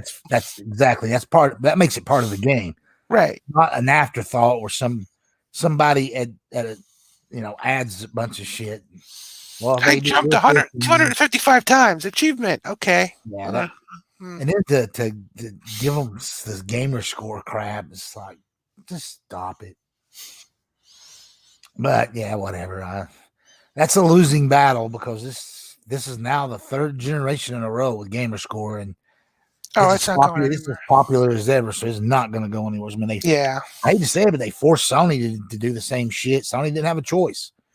I mean, it got that popular that fast on 360 that Sony. They have a new thing. I don't know if you noticed, but they have a new thing now where it tabulates your trophies, and it gives you a trophy score now, overall trophy score. It's very similar to a gaming score, just with the trophies. Yeah. So then you get, like, depending on that average or whatever, I don't know how they do it, but you get like another, like a gamer trophy where it's like a bronze, silver, whatever, but it's like an overall. It's not like per game. It just takes everything you've earned and just somehow get some arbitrary number. And yeah, so basically what they're basically doing the same thing. Oh yeah. I'm just glad Nintendo don't. I hope Nintendo never bows down to that and adds that shit to their games because they get great design games anyway. She don't need that. No, That's you just really don't. you know, And all these achievements, a lot of these games, okay, good example, like Shovel Knight on the Switch, and even Cuphead have all the achievements in there. They may not be as visible as say Xbox is, but they don't need to be. So for those people who still want to do it in the game, it's there. That's cool. But at the same time, it doesn't have to be something they broadcast. That's what I like. So yeah, I agree with you. I'm being long-winded, but I agree with you. but yeah, I think my gamer score is like just pretty sad. Maybe 210,000. I Yeah, think my gamer score is a middle finger. yeah. I keep it. I think I have it fixed so nobody else can see it. That really pisses me off. But I still have to look at it. I can't make it go away from my screen. But I think if Yeah. anybody else, they wouldn't see it. And I'm not hiding it. I just don't like it. I've never liked it. And I've always been in disagreement with it because you have assholes that, I've got a million gamer score. Well, you play a lot of games, but that's nothing to brag about. Well, maybe it is something to brag about. I don't know because they certainly do. But I'll refrain from what I want to say just because I fall into that same category, having a life and all. But I can't say much there because I have my own proclivities with that, unfortunately, or I just fortunately, go depending by on. how much money I spend and games I buy. That's what I go by. That makes me somebody a gamer. If you're buying games, and you know what, I've got a lot of games, but I don't get physical anymore, except for PlayStation because they don't put out enough games to I need to worry about buying them physical or digitally. I just get them physical now because they don't put but 2 games out a year. In some years, I only buy one of their 2 games because I don't like the other one. So it's pretty easy through an entire lifespan of a console like the PS4. What did I say? 22 games. I bought 22 physical edition games over 7 years.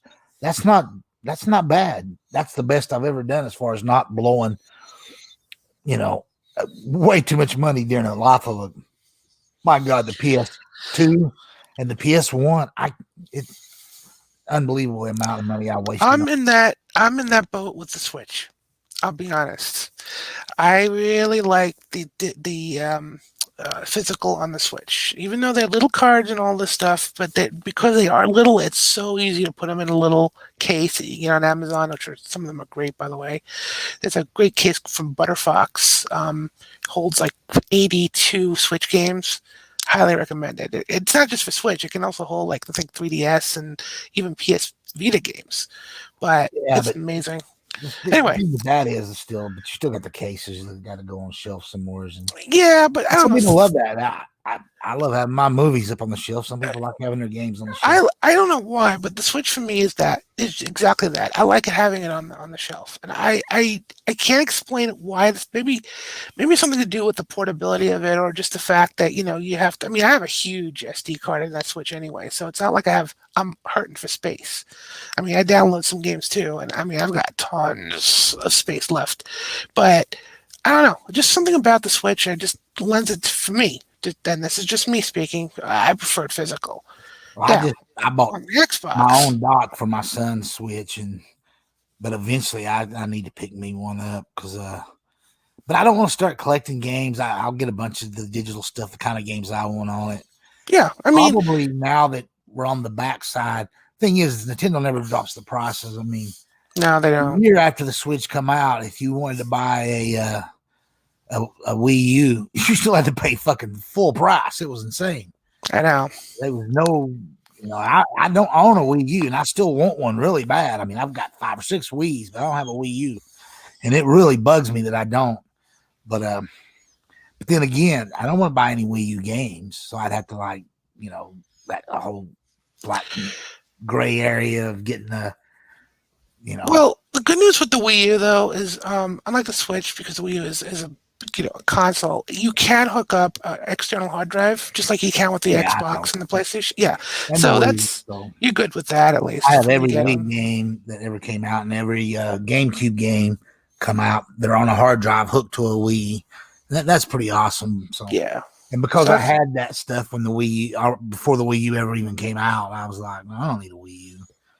Never, or I'll get it later. And then once I realized nobody was buying them, it was like, well, I'll wait. Hopefully they'll get cheap like the Dreamcast did. But you could pick up a Dreamcast for a bag of chips at the end of its life. But no, Nintendo don't let their shit say. I don't care how unsuccessful it is. You just nope. You got to play full price. it's one thing. That's why, like, if the Nintendo system comes out, I'll just get it. If I want it, of course, because it's like I know it's not going to drop. It's not like a wait and see with them. You know Yeah, what I mean? I mean, they may I come out will with a get it. different Yeah, you're model. right. They're not coming down in price. Yeah, and the same thing with their games. I mean, hell, I think Zelda's still $60. You know, Yeah, they they talk about Nintendo games going on sale, but no, third party games go on sale for the Switch, not Nintendo games. right. I mean, they might do like a special hits collection eventually when they release it for 20. They'll do that occasionally, but that's not common. Not for I them. just want all the not bullet hell games, but the spaceship shooter games or Oh whatever yeah. you call them. I want all those kind of games for a Switch, but I don't want them for the portability because I'm an old guy. I'm not carrying around no portable gaming system. Oh, that's fine. I Yeah, carry but they around my work great on phone, TV. I mean, they're and yeah, I perfectly love. fine I on don't. TV. I love the dock. I thought that was an ingenious ideal, and yeah. So, but hopefully before the next Switch comes out, I'll get the Switch, and then just digitally get. I'll end up with 20, 30 games for it, or 40 or 50. I don't know. Oh, We'll there's a see. lot. Oh, Yeah, that's I know. expensive. Yeah, when you're winning MPDs month after month. What's it been like 36 months in a row? Switch has won. No, that'd be 3 years. They've not won 3 straight years because they didn't start winning until after that. They'd been out for like a year, and after about 1 year, they started outselling PS4s. Yeah. And then they once they started winning, they've never looked back. They win every month, but they don't win by much. I mean, there's been months where they only sold maybe like 100,000 more than what the freaking Xbox sold. Everybody acts like, oh, nobody's buying the Xbox. No, you look at those real numbers from month to month to month, and they're usually within 100 to 300,000 units. They're not like a million or 3 million difference. No, they're pretty damn close. And it's been that way for a while. I know that Switch they just released in Japan anyway. Hopefully it hits a North American release. Even download is the LS series. You can get it physical from PlayAsia, but it's not cheap. It's like $72. So I'm waiting on that. But it's pretty cool because it has like the Master System, the original LS series, Master System, even the Yeah, Game Gear ones. I'm like, ooh, I want this. yeah, I just wish it had Super LS, which is Super Space Mega Force here in America. yeah. It doesn't, but maybe they'll release it. Who knows? We'll see what they do. But there's so many things. There's so Yeah, many and shares. they're just not. You're not going to get that on Xbox for some reason. I don't get it. I don't know Xbox either. It doesn't make go sense. after those kind of games and get them on their system if they wanted to, but they just and I don't want to hear that. Oh, well, Japanese games don't sell. That has nothing to do with this. We're talking retro now. These are Oh games yeah, from from late '80s all the way through to about 2003, 2004. Okay, you can get the arcade version of it, and every one of those could be on the Xbox. And I'm not talking about exclusives because I get that. If it was a Sony game, you're not going to get it. But there are hundreds and hundreds of games, and for whatever reason, people were willing to pay for the Switch, and they buy those games get put on there, and it's a good thing because let's be honest, the Switch cannot play the games that the PS4 and the Xbox right. One could. And they can't. Don't even get me started on with the new systems. There's the Switch is not going to do those, but No, but that's okay because if it's exactly. hitting that ditch that the others don't really. I mean, Sony kind of does. but Xbox isn't Well, hitting. not after once the Switch got running full steam ahead. Even Sony, a lot of those games don't even appear on the PlayStation anymore. Yeah, They're just Switch only. And it's like, what the fuck? I mean, good for them, I guess. Yeah, I can't complain. I Nintendo. have it, I but think Nintendo has some people that hunt down small development houses. Okay, and they must be carrying that little tiny black bag and saying, "Hey, we need games for the Switch.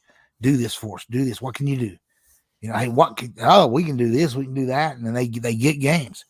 And I think because all big games come out on the Xbox and PlayStation, they don't.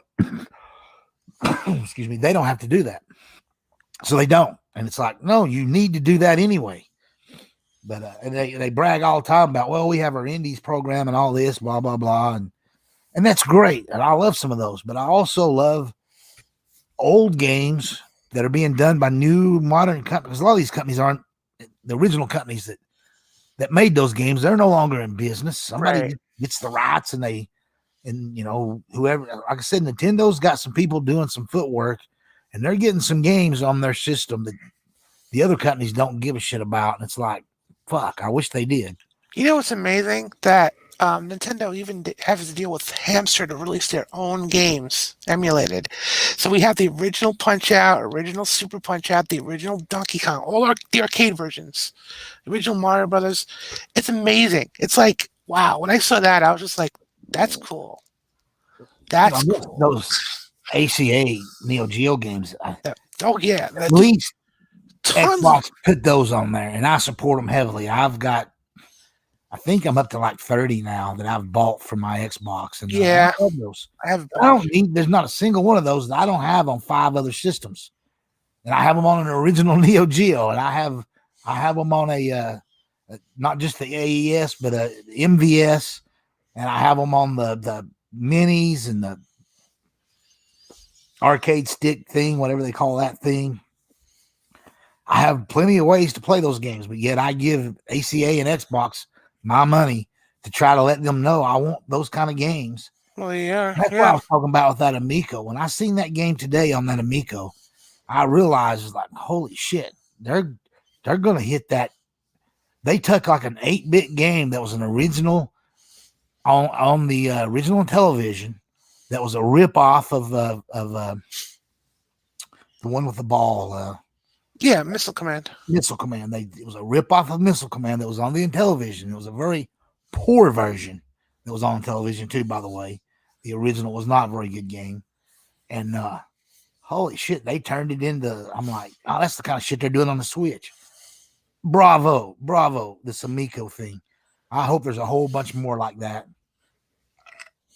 Yeah, definitely. Because I will buy their console. I've even thought about getting that Atari one. You can get it. It's out now. Oh, that one. Yeah, I but that's basically not really a console. That's actually just a piss poor PC wrapped up in a console box. And yeah, you can do that already with what's the big emulator for MAME? Not MAME that makes they're PCs but tiny. RetroPie. Yeah, RetroPies. Yeah. So why would I buy that Atari thing when I can just get a RetroPie 4? Right. I can throw it in some of the coolest cases that make it look like any console that's ever been out, a mini version, or other cool designs. They're all over the internet now because everybody with 3D printers and companies have made all kinds of great shells to put these RetroPies in. I mean, you can get them that are in like an original Game Boy. Yeah, I saw that. Yeah, I love shit like that. It's like, oh, that's perfect. And it's a RetroPie 4. So it plays everything up through the Dreamcast to perfection. Although I guess even with the latest RetroPie, there's still a few Dreamcast games that are a little iffy, maybe a few PSP games that are a little iffy, but most of them work perfect. And they'll eventually work the bugs out, and there's always updates. They'll get them all.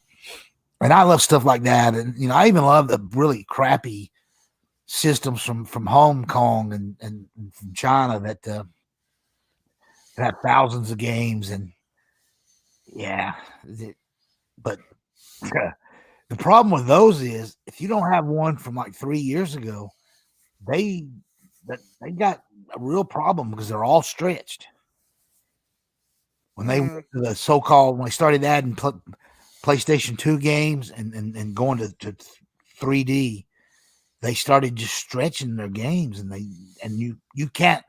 There's no internal setting to let you play them in 4x3. I'm like, what the fuck? You just Pandora's box is what I'm talking about. For anybody watching that don't know, and if you look on there, get an old Pandora's box, buy one. Many of them are still available from 2-3 years ago, because a Chinese factory will run like 100,000 of those off, and they'll sell them over a 5-year span. They know they're not making their money back overnight, so it's they're 100 anywhere from like 100 to 150 bucks, anywhere from 700-800 to a couple thousand games will be on them. But the newer models, everything's stretched. It's like, no, that sucks. In fact, I've got one. I've got actually 2 or 3 of them. I got a couple of them I haven't even opened, but I know from the models I bought, they've actually got the outputs to hook to tube TVs as well as HDMI. And to me, and that I wanted to make sure I got a couple of them. And you can actually take the internals out and put other things in them. You can put RetroPies in them for that matter. Bypass their own internal, the little chipsets they use, whatever. But the thing is, you got to play that stuff correctly. You can't just stretch every game like that. Yeah, if you're gonna do the retro thing, you do the retro thing. I think that's the reason I got into the habit about once a year. I'd pick out whatever model of Pandora's box I thought was the best one, and I'd order it, whether it was a big full double, console, fight stick looking, thing, or just a squared box with just one set of, controls on it. But for the last 2 years, I haven't bought them because they've all been where you can't make them not stretch. So, but you can still get some of the older ones. And there's even one I've seen on Alibaba or AliExpress that have it's got like vertical and it's just got shooters on there. There's only a couple 300 games, I don't know, but one version of it was horizontal only, but the other one, it was vertical only. I'm sorry, it was up and down. It was just vertical shooters. But then there's another version of it that's got tons of run and gun and horizontal shooters as well as vertical shooters. So I don't know how many games total it is, but I actually got that. I've never even opened it, but I was like, I wanted to get 2 of them, and I was going to hook one up to a tube TV, set normally, and that'd be for the horizontal, and for the vertical, I'd have to get one that I could do tape mode and set it on its side. But I don't have a tube that I can do that with. But I keep seeing all these TVs, and I go to a lot of doctor's appointments because of my poor health, and they all got these widescreen monitors that run vertical. Oh yeah, you can. Yeah, totally. That's they're built that way, and it's like, holy fuck! Can you imagine running all these great games? Shooters in tape mode? And I'm like, I got to get one of those, and I haven't priced them out yet, but I got to find one. And some of them some computer monitors let you do both. Like you could swivel it. Yeah. You got to make sure you get the right one because not all of them are designed for that, obviously. Oh, yeah. I mean, all can be done that, but you have to have a certain game that'll do it. Yeah, or whatever the monitor has to be able to play it. That is one thing I do love about the Switch is that you can play those games on the Switch in tape mode. Oh yeah, or you play it on the TV in tape mode. I mean, you can do this on PS4 or 5. Yeah, but the thing is, the Switch is just easier. Most modern TVs can't be turned on their side. They're just exactly. They just don't build them, and it's even with old clunky tube TVs. Some of them were square enough that you could flip them over pretty easy and do that. But modern LCDs, yeah, it's not so easy. But now they sell these things like that, and I'm like, yeah, I'm gonna get me either one of those retro bit machine that's, and then just delete all the games off of it that no hop and bop and stuff like that, no racing games. I just want one for vertical, one for horizontal, and have 2 of those monitors side by side, and that'll be badass. Yeah. No, definitely. I've been wanting to play Raiden in an actual vertical screen for a while, Yeah, among that was others. I mean, one of that's just one the of them. early ones that could be done in tape mode on the PS1. That was always pretty awesome. And That's right. Yes. Tony really didn't. They had to like discourage people from doing that, but yet they put it in the games. It was like, well, I can fucking do it. You put it in there, and I can select it. But Well, then, interesting too is you can actually do it. In some of them, you can actually do it on the side, but it won't adjust the controls, so the controls will be like as though you're yeah, doing a side scroller, which is cool too. That was kind of fun. Although, of course, all the menu bars and stuff are on the side, so it throws you off. But I've you know, always been a bigger fan of horizontal shooters than vertical. Anyway, and why I don't understand why there's not more shooters like that from back in the day on widescreen TVs. Because like, oh wait a minute, I got all this extra real estate now. This is perfect for a yet. there's Thunder X2, 1 and 2. There's also Not enough of them, but there's some. I Even know, I some of know. the last of the cave games that were on the Yeah, 360, you can play them on a widescreen monitor, and it fills the whole screen. But those games again, even by the 360 generation, were meant to be played on a 4x3 monitor.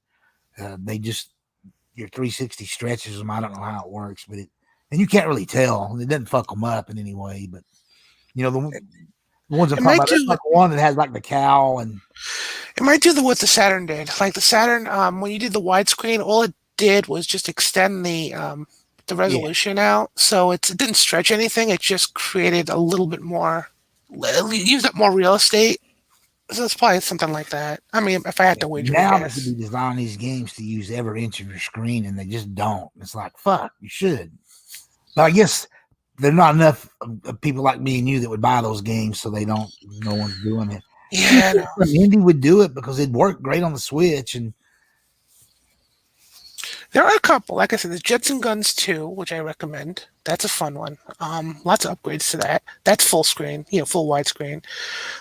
If you do the R-Type remastered, that's how it's called R-Type Dimensions. That's it. yeah, I I have. think that's available for everything, but Yeah, that's cool because you can no, switch I have it between on the that. old and new. That's widescreen. But what's the one that's coming out early this year sometime? I can't. It's not our top. It just got announced back in like October that it was going to be on the PS4 and Xbox as I, well as Switch too. I It's one of those there's a games where lot. there's like 30 different versions of it over the years. R-Type. I think it is R-Type. Yeah, it is our There's top. R-Type. Yeah, it's R-Type Final 2. That's it. That's Yeah, coming out in February. Yeah. that's the one I want for the Xbox. Yeah, I pre-ordered that myself. I really hope it's good. I'm taking a chance on this one because I haven't seen much on it, which is always scary to me. And it is Kickstarter, which is The hit other or one miss. you mentioned, the Dimensions, or whatever's the one that's already on Xbox that was on 360 that's just back compat. It's okay. It's not great, and it didn't I don't it think didn't that's the port, same one. it didn't Dimensions port is over. newer. It's not. It wasn't out with 360. I think it. I'm Oh, gonna maybe it turn was. mine Oh on crap! I here. gotta look it up. Uh, I'm gonna bring mine up more because that's got me curious now. Yeah, I gotta look it up Hopefully too. my controller won't go crazy because sometimes it wants to jump over and assign itself to my surface. It's crazy. All right, games, boom, here they come. And art time. That's gonna be way the fuck down there. 731 games is what I got right now. Wow. I always say 800. I exaggerate, don't I? Shit. Yeah, I exaggerate. I've got 731 games, and I'm gonna bring up that full library where it splits it out here in a second. But I want to go to R top. Blah blah blah blah blah. Good lord, that's a lot of games. I'm at S. Oh, I went past. All right, here we go. No, still on Star Wars. God, I got a lot of Star Wars games. God damn, too many S's. Here we go. Resident Evil. So rare replay. R Top Dimensions. That was a 360 game. I have that. Okay. Yeah, because they released it now on iOS, PS4, Nintendo Switch, and Steam. But the newer one, the one I have on the Switch and the Steam version, well, all of them really, they have a widescreen mode, and it just looks amazing. Yeah. I just have this one. It's back compat, so I don't know. Yeah, they did not re-release it on the Xbox. That's ridiculous. Radiant Silver Gun. I got it for the 360. That I have. That's Yeah. amazing. And I got Raiden 5 too, which is actually a lot Yep. better than given credit for. Oh, it is. It's awesome. Yeah. I love it. I have that too. I have it on the Switch and I have it on the PS4, but it's the same thing. Yeah. Right beside it, I see Raging Justice, which is really pretty cool. Yep, got that one too. Yeah. Then I got a bunch of Raymans. Holy shit, I got a lot of Raymans. Now we're down here in these R's and Rare Replay. I heard Rare Replay's coming for the Switch. Have you heard that? No. Yeah, I heard that there's going to be a Rare Replay is going to come out on the Switch. I don't know if it's true or not, but I heard that. Well, it'd be amazing if they did. It would make sense. I mean, it's a lot. Sense. Most of those games are on Nintendo. You know what I found? I don't like most of those games. Did not translate very well to modern systems. No, they did not. They don't look that great, so I never cared much for Rare Replay, to be honest. And the weird thing is, once I go into Rare Replay and whatever game I play, then that game ends up on my screen. Like I got it separately or something. It's like, fuck, no, you stay within Rare Replay. I don't want those extra blocks. Yeah, I know what you mean. As it is. And half of them you have to download too. I mean, I like the Killer Instinct ones. That's fine. That's fine. But honestly, compared to the new Killer Instinct, other ones I've like that it pisses me off. Some of they were out for the 360, and then it I guess they were back in I don't know. I have them, but it's got like old arcade games on it, and then you open it up, and it's like they're not really on there. You have to download them, or you had to pay extra to get to. That's like, what the fuck? And then they do it, and then they look horrible on a modern screen. It's like, what the fuck? I just got ripped off. I got 3 or 4 of those. It's not like a lot of them, but I really wanted good versions of those games because some of those games I loved. Let me break this down into not groups. Full library. All owned games. I have 556 that I've paid for. Oh. And now for Game Pass, it just says 100 plus. I don't get that. EA Play 88. So I don't know how many of those I've downloaded. It's not telling me now. It just tells me there's 88 games available in EA Play. But all owned games, it says 556. Then I've got 81 apps downloaded. Oh, and I have 102 games with gold. Okay. So I don't download all of them every month, but I've downloaded a lot of them. I got 102 games with gold games. Might as well. I mean, they're there. They're free, so I try to get them, but it's been 7 years, so I don't have them all because there's 2 a month minimum, sometimes 3 or 4, 12 months. Yeah, 10 years. Yeah, I don't got nearly as many as I should. But now a lot of them I already owned. Or they were just games so bad, I was like, I'm not downloading that. Fuck. Yeah. I have 102. That's not bad, though, I don't think. But, yeah, whatever. But I'm quite happy with what I have. And got all the Mega Man games. Holy shit, I bought all them Mega Man games. My God. I'm not even a huge Mega Man fan. I liked them, of course, but when they released some of the ones that were... I guess those aren't even back compat. They were just new releases of the old games, for the new systems. Right. Yeah, so that's I've got all those. It's come out. I can't control myself on shit like that. Whenever Capcom has a sale, I didn't buy them new. I don't never paid much for them, but in fact, I'm trying to find them on here now. I'm looking at Metro. I got quite a bit of Metal Gear. I got the Metal Gear Solid HD collection. And then I got 5. And then I've got Rising. Well, actually, that's... And then I got 5, Phantom Pain. Why is it on there twice? Oh, Ground Zero. I get it. Yeah. That's 2 parts. And I actually have the 360 version of Metal Slug 3 and then the fix to that, XX. But Mega Man, yeah, there they are. I got the Legacy collection, and then I got the Mega Man X Legacy Collection, and then Mega Man 11. Yeah, all four of the Legacy Collections and then 11. So it's a lot of fucking Mega Man, but they all look good. At least when they brought those over, I don't know what they did to them, but they look and play like Oh yeah, like the minis look and play the games on those. no, they did good. What they did is they kind of put the emulator in its own output, so you can have the original game, and then you have like the wallpapers, or you can turn them off, of course. But so I think that's what they did. I think I just know that they look and play good, and yeah, they did well. They did it really well. I'm scrolling now and I'm not seeing them, but it's because I was going to give a call out the company that done it, but I've got probably at least 4 or 5 of them that are collections of games, and they're just horrible. You might as well hook a NES up to your 4K television without an HDMI cable. I hate that. Yeah, that's what these games look like, and it's like, what the fuck? You couldn't take the time to at least output it in 720p and make it look presentable. I don't mind, blocky pixels. That doesn't bother me. But I do mind when it's blurred and it just, yeah, I know what you mean. Yeah, I'm not seeing the ones that I'm talking about, but I have them on here. I just,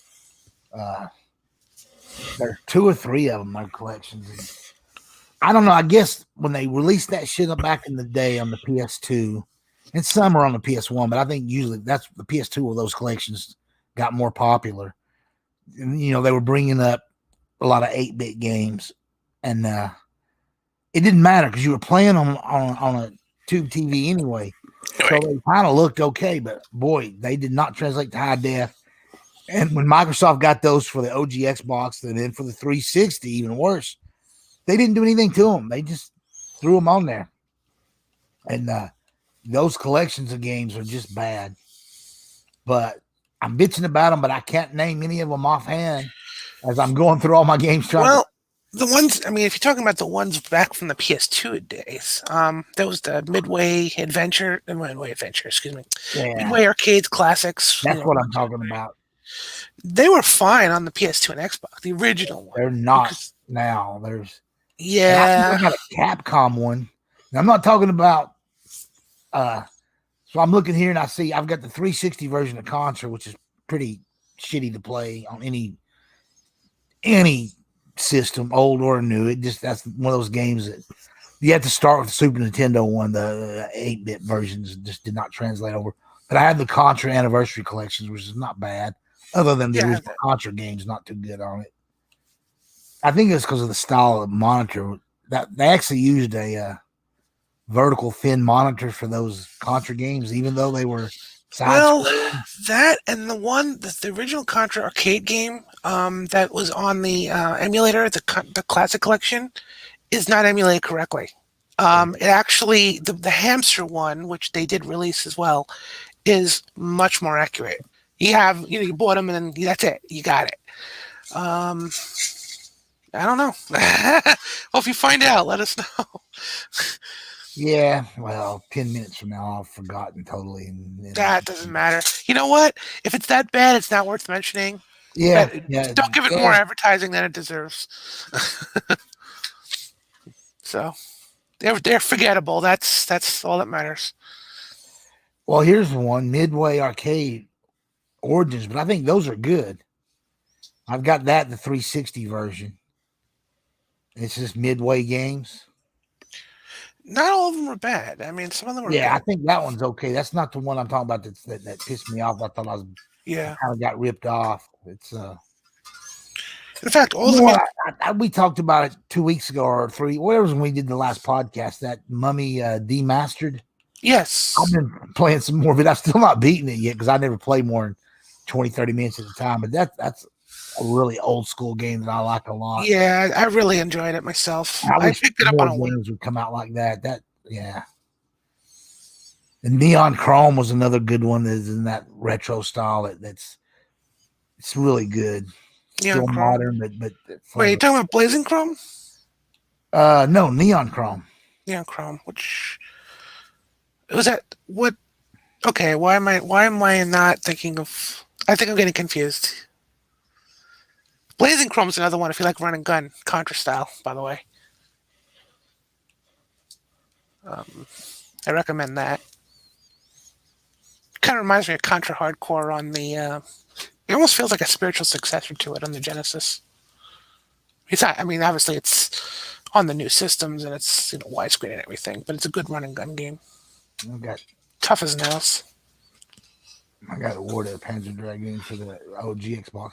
I hope they release a bunch more OG Xbox games too that are back compat. So do I, because I have so many that I really want to play on the new system. I don't know. We'll see. Replay games. It's got, I've got one says Perfect Dark, and the other one has Rare Replay across the top. They're both on my thing here. There's only one game there. It's part of Rare Replay, but it's the same thing for Perfect Dark Zero. There's one that this looks like a 360 Perfect Dark Zero, and the other one has the Rare Replay logo across the top. But I've only had the Rare Replay version. Weird. Yeah. Maybe an update or something. Who knows? I just need to delete one of them off, or I don't know. Well, it's not like you can't get it back. They're still active. I had Rare Replay. I paid for it, so I got it.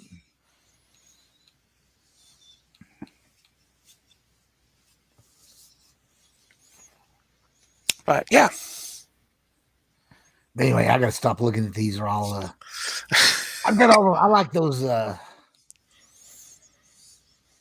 Sega Vintage collections that they did. I've got the Genesis classics, and then I got the three of the vintage ones: the Golden Axe, Monster World, and Streets of Rage. Yeah, those are good. Yeah. Then I've actually got the Mega Drive collection, which, those are always pretty good. I wish they'd do some more like that and really update some graphics on some old arcade type games and release something. But Xbox is not good for that. I guess I got to get a Switch to do that. And right now, like I said, I've got a dock. But I need to get my own Switch, not using my son's.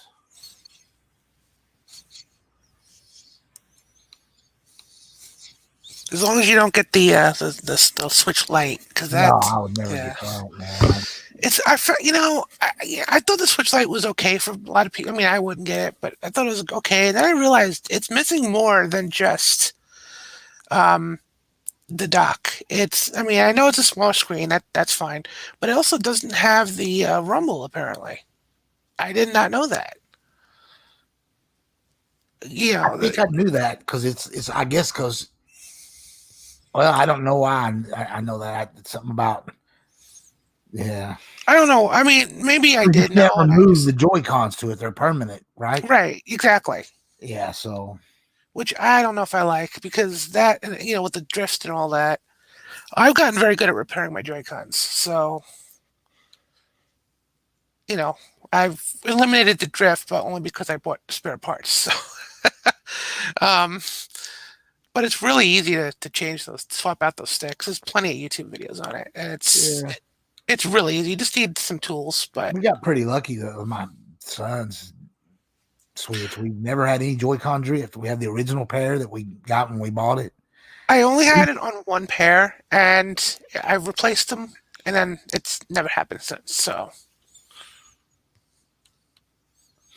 But yeah, my original Joy-Cons, like the black ones that I had, they're still fine. Yeah. I don't know how much he plays on anymore. He's mostly on a computer. He bought what's the big VR one out? It's the number Oculus Rift? Yeah. He's got the version 2 that just came out a few months ago. So you don't have to have any wires or whatever.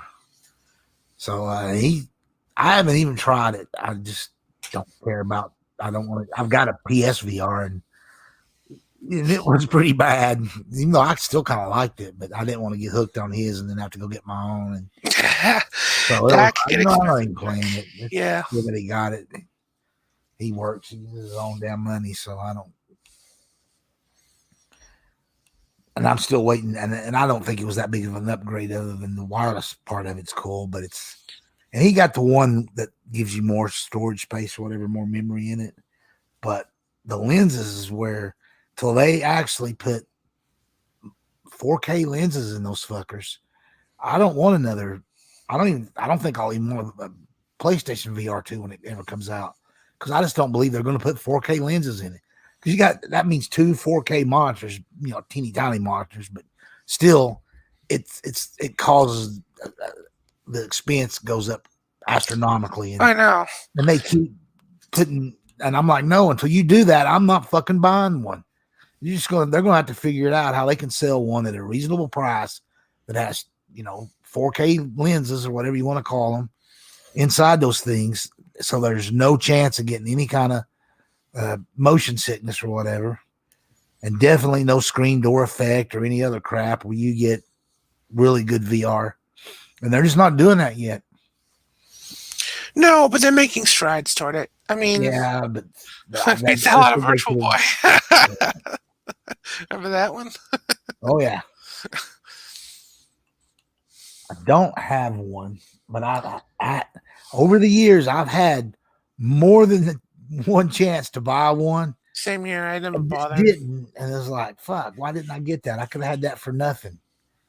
And then they were almost giving them away at the end. Yeah, that was one of the few things that were Nintendo that after the system died, you could pick up at a Toys R Us. They literally had those in a bin to get rid of them, and just the price slashed to nothing. God, I know the Dreamcast, they were giving those away too. Yeah, they were. Not gaming, but for movies, for the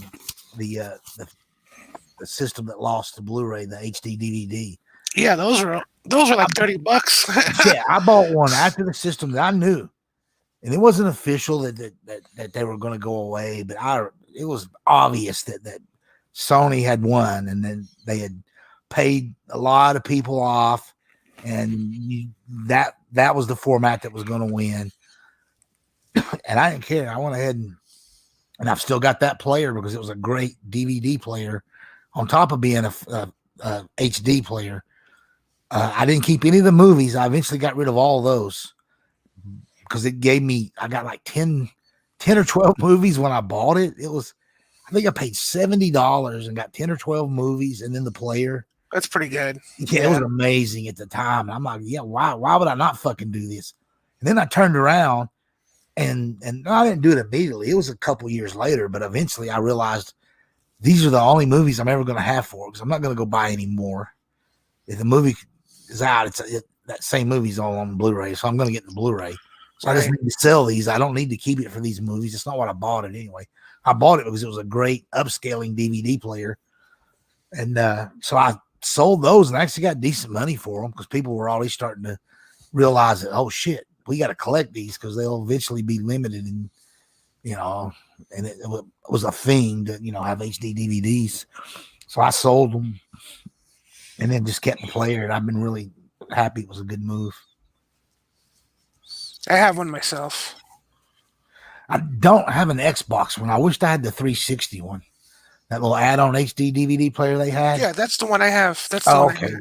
Yeah, no, I've got a full standalone player. Oh, okay. I wished I had the 360 one. Oh, that's pretty. I always thought it was pretty cool. Yeah, that was the one they dropped it like $30, and I was like, I'm buying this. Yeah, like I said, I think I paid $70 for mine, but it was a full up player. It was a Toshiba. And I'll be honest though, I mean, even as a DVD player, it works really well. Oh yeah, the upscaling they put in those were really good. And the one that I bought, I'd already been reading in like home theater magazines at the time. It was like highly rated as one of the best upscaling DVD players you could buy. They were like, don't worry about HD. If you've got a huge DVD collection, you want to buy this player. Nice. And I still to this day use it when I on my 1080p TV set in the living room, 70-inch. It's fairly big. I throw in my disc into an HD DVD player. All the DVDs anyway. Although I'm about to buy, I've been talking to you about it for months now. It seems like I'm going to buy that multi system, whatever player, the Sony one. It's pretty pricey. It's like $150. But Right, I remember. Yeah. I've got too many DVDs that I can't even play right now because mine died that played the disc from the foreign markets. In fact, Christmas, I think it was, I did a little Bourne binge or whatever you want to call it, but I watched all of the Jason Bourne movies. I actually have a copy of a TV movie with Richard Chamberlain playing Jason Bourne. And what was I can't think of her name. She's like a hot chick that was on soaps. Hold on. This thing is so cool, but it only plays for like the European market. Can you still hear me? Yeah, I can hear you. Yeah. Well, here it is. It's actually the Bourne Identity, but I bought this thing in Korea, and it's got Jacqueline Smith. She wasn't in soap. She was in Charlie's Angels, the TV show. Okay, yeah. A lot of TV movies and stuff like that after that. But this is it's the Bourne Identity. It came out a good long time before the. That's weird. I just think I thought I heard my door open. What the shit? Oh, okay. Where you at? Oh, you're out on the patio. Okay, that was my son. That gave me chills. Walk into my house. But anyway, yeah, I got this cool Bourne Identity thing. There's a little bit of Korean underneath the word Bourne Identity, which is in English. That's Richard Chamberlain. And I remembered it was actually pretty good, but TV level movie. Although I guess internationally it was released in theaters. And it's in widescreen. But it's just DVD. But I don't remember much about it. I see a picture on the back, a tiny picture that's got him without a shirt on, which is like, ooh. But yeah, it's pretty cool. But it won't play without one of those multi-system players is what I was getting at. And now that mine's died, I've really got to get one. Right. When I watched all those other Bourne movies, I was like, I want to watch this. Even though I did see this when I first bought it, but it's been a long time ago. Sometimes with old movies, like when you watch them again after so many years, it's like watching them for the first time. You forget so much of it. Watch this will be because I don't remember much about it. Yeah. But yeah. And even on the disc, I see it's actually got the Warner Brothers symbol. It's got the little DVD symbol, then it's got a Warner Brothers symbol, and then it's got some Korean writing under that. And again, right on the disc where it says the Bourne Identity, it's got a little bit of Korean underneath it. But it's pretty cool. But I guess when they went with the modern ones with Matt Damon, I think they tried to push this one out of the way and not let nobody know that they'd already made a Bourne movie. Because I think the budget on this is probably minuscule compared to. Oh yeah, well yeah, no doubt. Although Chamberlain, he was a fairly big star, but he was more of a TV movie miniseries type big star than a theatrical. Well, too, also the budget would be relative to inflation, so it may have been a bigger budget movie at the time. Trying to look it up on Google. Oh, 2002, God, even the original Bourne Identity is pretty old. Yeah, I know. 2002. Like I said, I just watched those all three of the main three that had Damon in them. Even though didn't he come back and do one later? I think it was just called Jason Bourne. I don't know. But anyway, yeah. Yeah. I Googled it, this movie don't even come up. So they've done some shit to keep it suppressed. Well, you could try boxofficemojo.com. That might have it. No relation. Yeah, Damon came back in 2016 and did something called Jason Bourne. I did not even know that. Now I know that the dude that plays Hawkeye, he did the Bourne Legacy or whatever. Yeah, the Bourne Supremacy. It wasn't too bad. But the main three was what? Identity, Supremacy, and Ultimate. I know. Yeah, those were good. Yeah. But anyway, yeah, this movie don't even show. Huh? How weird. I'm sure it's there somewhere. It's the internet. There's some dark corner. It exists Yeah. with all the backstory. I'm sure.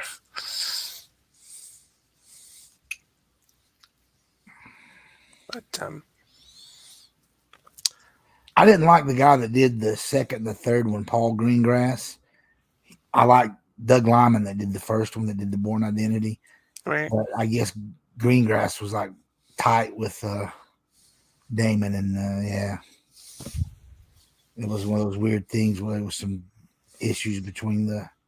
I don't think it was issues between him and the director, but it was the director in the studio. But when they replaced it, he got his guy in there after that.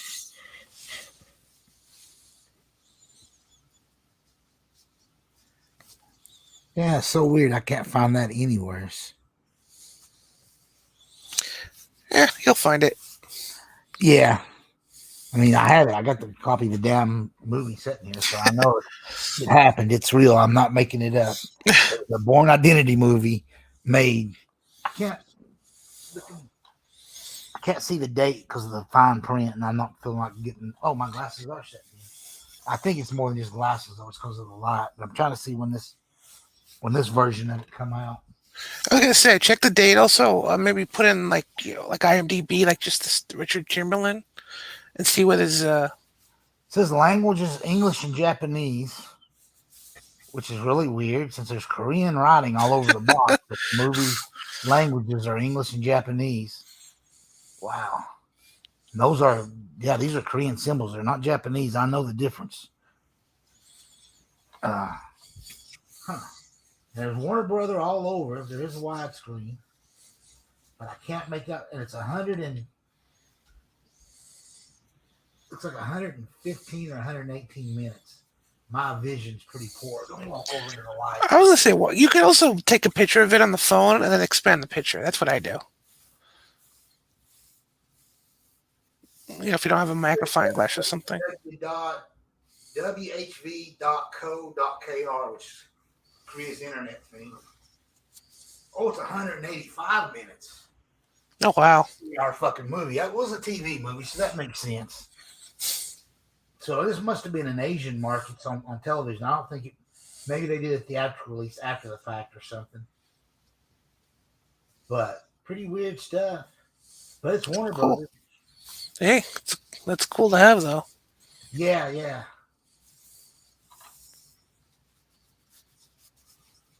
This is from the book by Robert Ludlum, the master writer of international espionage, and it's Richard Chamberlain and Jacqueline Smith, The Born Identity. But I can't play it right now, so it don't matter.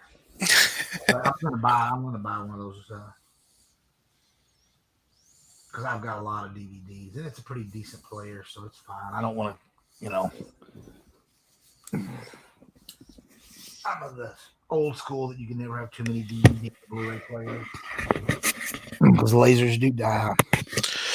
Unfortunately, that is true. And there's not a DVD repair store on every corner like there should be. No. I mean, admittedly, most Blu-rays are backward compatibility with have backward compatibility. Oh yeah. So but if your Blu-ray player dies or DVD player, you're screwed. You just gotta go buy a new one. They finally got them. They make them so damn cheap. Nobody repairs stuff like that. Yeah, I know. Any small electronics items that way. I mean, you can't get toasters repaired, and unless you know somebody. Disposable society. Yeah, I kind of hate that.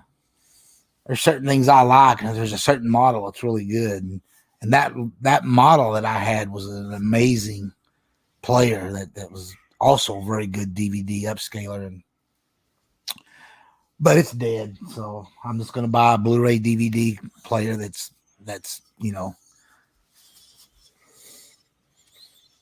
region free. Right? Yeah, region free.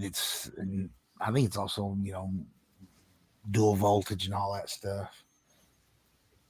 Not that I care about the voltage because I'm not ever going to be taking it out of the country, but Yeah, it's a nice to have, I guess. Yeah, I've still to this day got a lot of dual voltage stuff because I've lived overseas and stuff that I bought during that time and still have.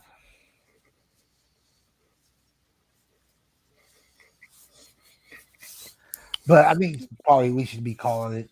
I already been on here longer than I meant to be. We've Yeah, been well, 2 hours, so let's not go 2.5. no, We that's had a pretty fine. good show, and we didn't talk about nothing specific, but hey, it was good. No, it was. It was. Oh, one quick thing.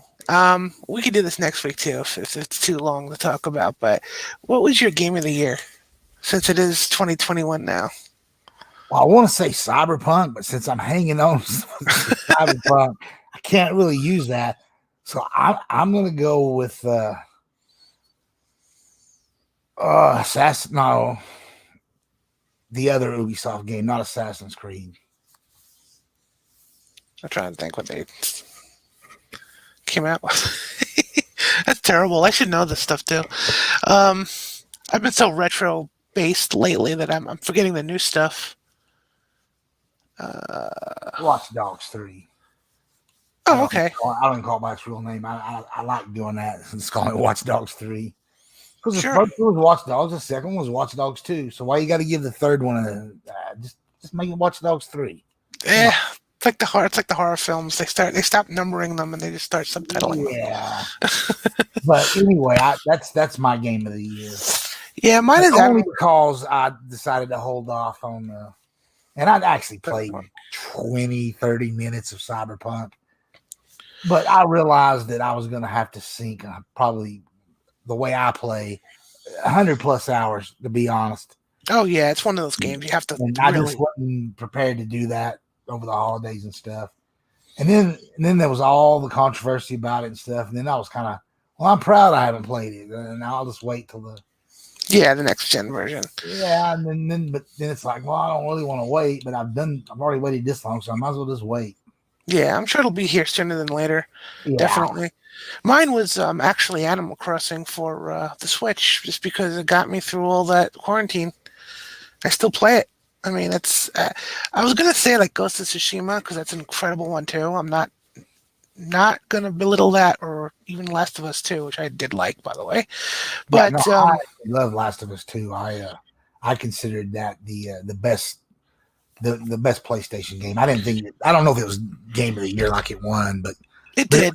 I was very anti The Last of Us. I didn't think it was a very good game. I thought I thought it was a crap game on the PS3, and it looked better and everything on the PS4 when they remastered. But I'm like, hey, you can remaster a game 6 months later? Fuck! What the effing? Yeah, that was crazy. Oh, there's that Blazing Chrome you were talking about. It's up in the beach. Yeah, that's a cool game too. Yeah, you're right. That is not the one I was talking about earlier. Yeah, Neon Chrome. I looked it up. Yeah, that's different. I was getting confused, but similar but different. Right. They're both basically 8-bit games or 16-bit, whatever you want to call it. Yep. But that was my game of the year. Just only because I played it so much. I just edged out everything else, and like I said, Ghost of Tsushima, Last of Us 2. I was so happy the fact that neither company came out with any banger right off the bat for their new console, like an Ubisoft did. It was like, what the effing? I've talked about this before. Yeah. Like 3 major AAA games from one company that basically saved the launch of 2 consoles. It's like, what the effing is going on? Hey, whatever works. Kind of did okay. They got a couple of games out. One I still say is just DLC, but it's very long DLC, and they did a great job on it. Right? Why they had to lie, that pisses me off. I just wish tell the truth. It's still great. I mean, Microsoft didn't lie about they could have called that Gears of War a new Gears of War game, but they didn't. And it's DLC, but it's amazing. But anyway, that's beside the point. My thing was I just went with I give them some due for the 3 games, and Watch Dogs 1 really got shit on for some, I don't know, for whatever reason. People didn't like the lead character or whatever, and then they did a politically correct lead character for the second one. Yeah. It was awful. I just thought that was a terrible game. Uh, I haven't played Legion yet. I didn't like the character. I thought the game played okay. You know, I really enjoyed the thing I enjoyed best about it was not any kind of once you got inside of a building and whatever you were trying to do. No, not that part of it. I just liked walking around the street and fucking with people's cell phones. And yeah, that's the best part of those games. Yeah, I haven't played Legion yet. I admit. I want to, but I just haven't gotten around to it. So I never had any issue with the save stuff on it, and apparently some people are saying it's still fucking up on save. So I don't know, but I've never not had it save my stuff. But maybe it's because I don't play, but 20 minutes here, an hour here, and then I change to something else. I just don't do those 5-8 hour gaming marathon. Right. Yeah. Game. I just don't. I'm like, no, time to get off here and do something else. And a lot of times, to be honest, over about the last year and a half, I won't even go to another game. I'll play a game 20 minutes, 30 minutes, and then I'm like, I throw on a movie. And then an hour and a half later, I might eat something, and then I'll go back and play another game. And I might play 30 minutes or an hour or whatever, and then I'll jump, I'll watch something for a little bit, and I don't know. It's just the way I do things now, a little bit different. Yeah, hey, that's I didn't like the way Assassin's Creed, that Watch Dogs was treated. I didn't care for the second game all that much. I really liked the first one. I thought the first one was pretty unique. I mean, you know, it kick-started the generation back in 2013. Right. It was a good game, and yet it always got bad mouth. Well, that and then all of a sudden, then they lied, and even people I kind of trusted, shit on the first one and kept saying the second one was a good game. Yet I had them both, and I knew the second one was not better than the first one. It was not. It was okay, but it just wasn't better. And the character definitely wasn't better. But people, I guess they were afraid to say that because now it's a politically correct character or whatever, that kind of character that you're not allowed to criticize. People were, oh yeah, that part of it's great. And I was like, no, it's actually even blander than the original guy was, and not a very good character. But anyway, by making you can play anybody, that was a stroke of genius. It opened the game up. It's so cool to have like 20 different characters that you can pick and be playing through. Yeah. And when I originally started, I let some characters get killed off and stuff, but you can just start completely over, fresh game. And it's pretty cool. And then now I'm a little bit more careful because once I get a character I like, I try not to get them killed. But yeah, I just enjoy it. And there's still some jank in it. The driving's not the best. It's not it's not a driving game. So it's just not, It's like GTA in that sense. People get spoiled because of certain games do certain things so well, and they expect that same part from another game to be as good. And it's like, no, that's not the way it works. But you're not going to get driving in a game like that to be like a racing game that's, where you have that perfect. Yeah. You're not going to get Horizon type driving in a Watch Dogs game. You're just not. They can't. It's hard enough to make a big open world game. Right. It'd be amazing if they could pull it off like they did in the Batman game with that horrible Batmobile. Yeah, that was a disappointment. I was looking forward to that feature too until I actually played it. And I'm like, never fixed that either. I know. Hard program to the game. It's just like, really, you couldn't have went back and done something. But apparently not. I don't know. Or they just wasn't willing to spend the money to fix it. I guess because it doesn't break the game, they don't think they have to fix it. But I don't know. Batman should be coming in 2021. That at least one of the Batman games. I think the one that don't have Batman in it is one's coming in 21. But who knows if that stuff? Because they were AT&T was trying to sell them off, so I don't know. As long as Disney doesn't buy them, we're good. Well, I don't think. Yeah, I think that there might be a problem with that because they already own the Marvel, and I don't know if they let them have both. Not. I don't know how that. You know, Who knows? they used to keep. Huh. I'm. Some of my games aren't opening up. I keep getting the same message that says, "Do you own this game or app? If you have a game disc, insert it now. If you bought this online, which is how I bought all my games basically for the Xbox, make sure you're signed in. If you don't have rights for playing it, you'll need to get it to Microsoft Store." Wow, that's weird. And if you hit troubleshoot, that stupid Xbox Assist comes up. That's horrible garbage. It's still garbage now. So I should I bring don't back know. the paperclip. I paid for Blazing Chrome. That's the one I was trying to open, and it's not letting me play it now. Oh, jeez. That wasn't like a games with gold thing, right? No, Not to my knowledge, no. plus it still should work anyway, regardless. Yeah, I mean, even if you, I mean, games with gold, they're all active. Yeah, They're not. and that wasn't this. I didn't. Oh, could that have been a Game Pass game? It's no longer in Game Pass. I don't know. Let me try. Yeah. Let me open something else. Here's BioShock Remastered. It's opening. So maybe that was one of those what I was talking about earlier that I got from Game Pass, and it's no longer in Game Pass. Well, I guess that answers the question. I've got to have that. That's one of those games that has to be in my collection. I got to figure out if I've paid for it or not. That's the one thing that bothers me about digitals. I can't remember what I buy and what I don't buy. I mean, once you get 500, 600, 700 games. Oh yeah, you're not going to keep track of that. Yeah. How do you? And I don't keep the receipts. You know, you get an email after you bought it, but I just delete those. I guess I should have kept a folder with my email and put all those Microsoft every time I bought one. I may do that from here on out. I may add a folder. I keep an Excel sheet of all my games downloaded and otherwise. You know, that's how I do it. Back in the day, I used to do that with movies, and then once my movie collection got up into the thousands. I didn't just do a spreadsheet. Okay, I did a spreadsheet, but I used. Do you remember Access? Yeah, absolutely. I used Access, and I had not just the movie. I had like a little thumbnail picture from the cover, whether I had it on Laserdisc, VHS, DVD.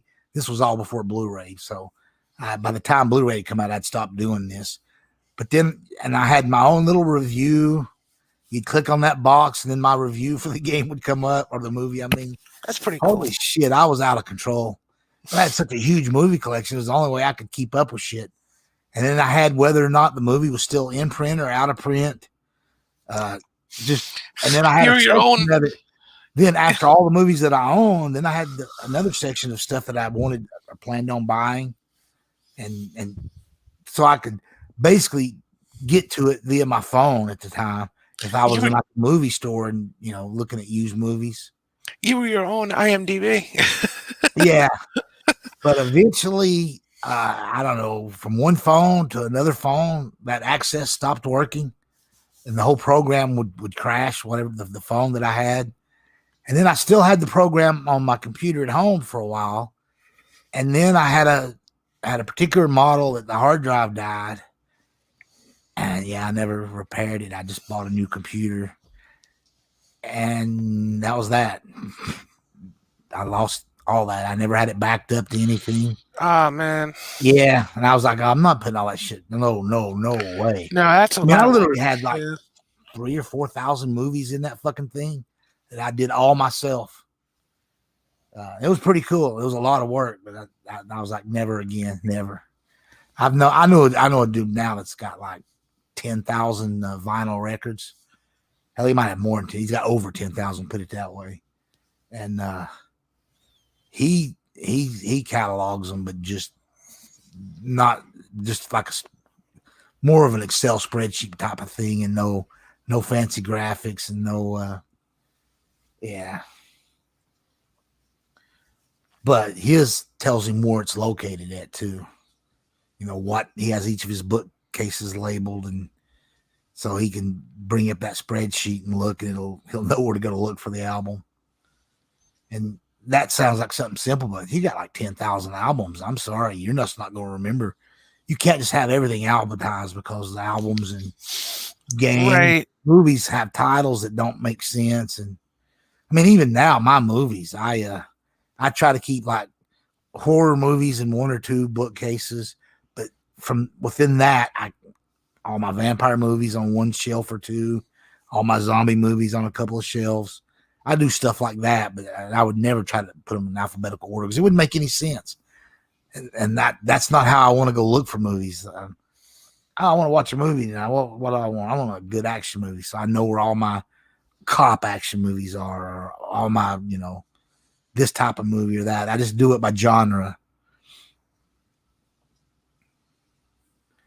But I haven't done that in this new place. Holy shit. Some are because they were just in the boxes that way when I packed up.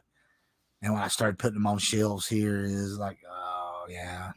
But there'll be a weekend where I'm bored, not really doing anything, and I'll start going through my movies and that's can't be here. I gotta move it and get stuff in a more logical order. And I buy so much less now than what I used to. It's insane. I just don't buy a lot anymore. I try to make, I'm really about with movies. Is it collectible? Is this something I'll watch 10 years later? If it's not, then why own it? If I can just, because you can just go watch shit on streaming services. Yeah, it's true. Back when I was doing this massive collection, I'm talking VHS and Laserdisc, and then on with DVD. I needed to do that because I worried that, I wasn't going to pay to watch a movie online or something, and you didn't know when HBO or Showtime was going to put it, or the movie channel. That was the big three back in the day of the cable movie channels. It was only those three. Now there's like 50 or 60. Most of them you got to get commercials mixed in them, but that was, you just didn't know when whatever movie was going to show up on any given month, and a lot of stuff never shows up on those. So I'd like having my own collection, but now it's not such a big deal. Certain type of movies I collect, and it's pretty funny because a lot of stuff I collect is always on those services. Like the big superhero movies. Right. I don't need to own those. When are you not going to be able to find one of those on a?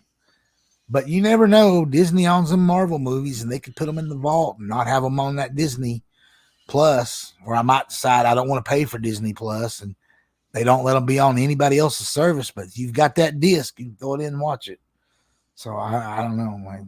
I really like something. I like having it. And I know, especially with like some of the zombie movies and Italian splatter, I have a massive collection of Giglio or Gallo, depending on how you want to pronounce it. I think the real pronunciation is Giglio. Yeah, I think so. Yeah. Yeah, but I think in the U.S. most people call them Gallo or Gallo. Yeah, we butcher everything. Yeah. But regardless, Italian horror movies, the killer with black gloves, and they rarely show his face till the end. And they were prolific throughout the 70s and 80s. I probably have over 100 of those. But I don't have too many on Blu-ray, and there's a lot of good Blu-ray copies coming out for those that were before. I had really good special edition DVDs, but yeah, I didn't upgrade a lot of them, but I think now I might need to. I've been seeing some online stuff of the 4K versions of some of these movies, and it's like, damn, my DVD copy it don't look that good. And it's not the player, because I've had some high-end DVD players that upscaled really well. So I'll just have to, bite the bullet and double dip or triple dip, whatever you want to call it. Yeah. I try not to do that, but damn, I do sometimes. Like the Evil Dead movies. Yeah. I like triple dipped on those things. Whatever special version was out, I've got them on Laserdisc, DVD, Blu-ray. I've got a couple of them now on 4K. It's like, fuck, why not? I've already bought it 4 times. I'll just go ahead and buy it a 5th time. And there's some other movies that I just always seem to have whatever format. Alien and Aliens, the first two. I've got those on multiple formats. And every new format's like I gotta have the best copy of that movie. Jaws is another one. I've owned Jaws on multiple different formats. I haven't bought the 4K because I just bought like the Blu-ray special edition, like I don't know, a couple of years ago. That might be longer than that, maybe because I'm old. I forget how long I've had something. But it seems like it wasn't that long ago I bought it, and then there's like a 4K version out now, and it's like, fuck, I'm not buying that again. If I know that the Blu-ray is, as almost as good, in some cases they are. Some cases it's the same. They just upscale it, and it's like, yeah, now you're ripping people off. But hopefully that kind of practices will go away more and more because that's what's hurting the physical disc movie business. I think more than anything is where the cash grab, where they just took a DVD and slapped it into a Blu-ray case, basically, and you didn't really get a true upgrade. And then a year later, here's that 25th anniversary of the same movie or whatever anniversary of that movie with a truly upgrade where the movie was remastered. And it's like, fuck, I just bought that thing, a couple of years ago, and I got to buy it again. That kind of garbage went on for way too long. I think it's got people who are like, they're happy just to watch shit on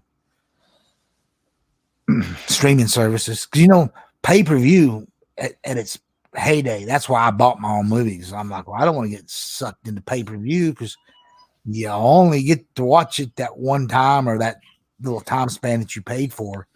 And I always thought that was horrible. I'm like, no, I don't want to do that just to watch a movie. Right. Now, of course, I'd turn around and go rent stuff too. And I never had a problem with renting movies because back then I watched a lot of movies and not just buying and collecting them, but I just, I rented shit too. And I was perfectly happy with that. I miss those days. But I guess streaming is like really replaced that pretty well. But at least right now, 4K, I like the quality and all that. And even good Blu-rays look better than what the streaming services. If they got the movie in 4K on a streaming service, you can bet that Blu-ray will look better than what that 4K on the streaming service does. Oh, yeah. Absolutely. They compress that shit so much. They really do. Yeah. But they still look good on streaming services because, I still watch a lot. Like I said, I don't buy nearly as much as I used to. But, and I don't mind still buying Blu-ray. I'm fine with that. Of course, when Blu-ray came out, I was still buying DVD back then. And I was like, no, if it's a good DVD version, I don't need the Blu-ray. But, yeah, you kind of do now. Yeah. But DVD still sells so huge, that's one of my big bitches in life is, what the fuck? You're going on. My local Walmart carries more DVDs than they do Blu-ray and 4K combined. I've cried on here about that before. It's like, what the hell? Come on, Walmart. I don't mind them selling DVDs, but fuck, not that many. I want the Blu-ray copy there. If you're going to sell the DVD, then have the fucking Blu-ray of it too. And I like it when they have all three. You can have the DVD for whatever you're selling it for, and then a Blu-ray, and then the 4K. And there's some movies I stand there and I think, is that worth $30? That 4K is $30 damn dollars. I know. But at least you're getting the Blu-ray copy of it.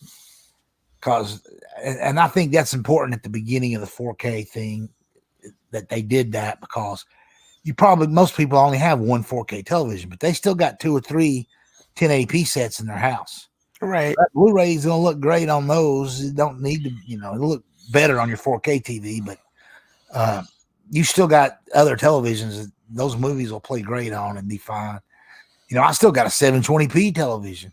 It'll do 1080i, but I've never watched anything in 1080i on it. But all them DVDs look great on it, 720p. So I've kept it. Yeah. Man, I've got a 1080p set in the living room, and the spare bedroom's got that 720p set. Of course, I've got the old tube TVs, but those are for gaming, and my laser disc, which I don't watch a whole lot, but every once in a while I'll throw one on just to make sure my player's still working, and I worry about that too.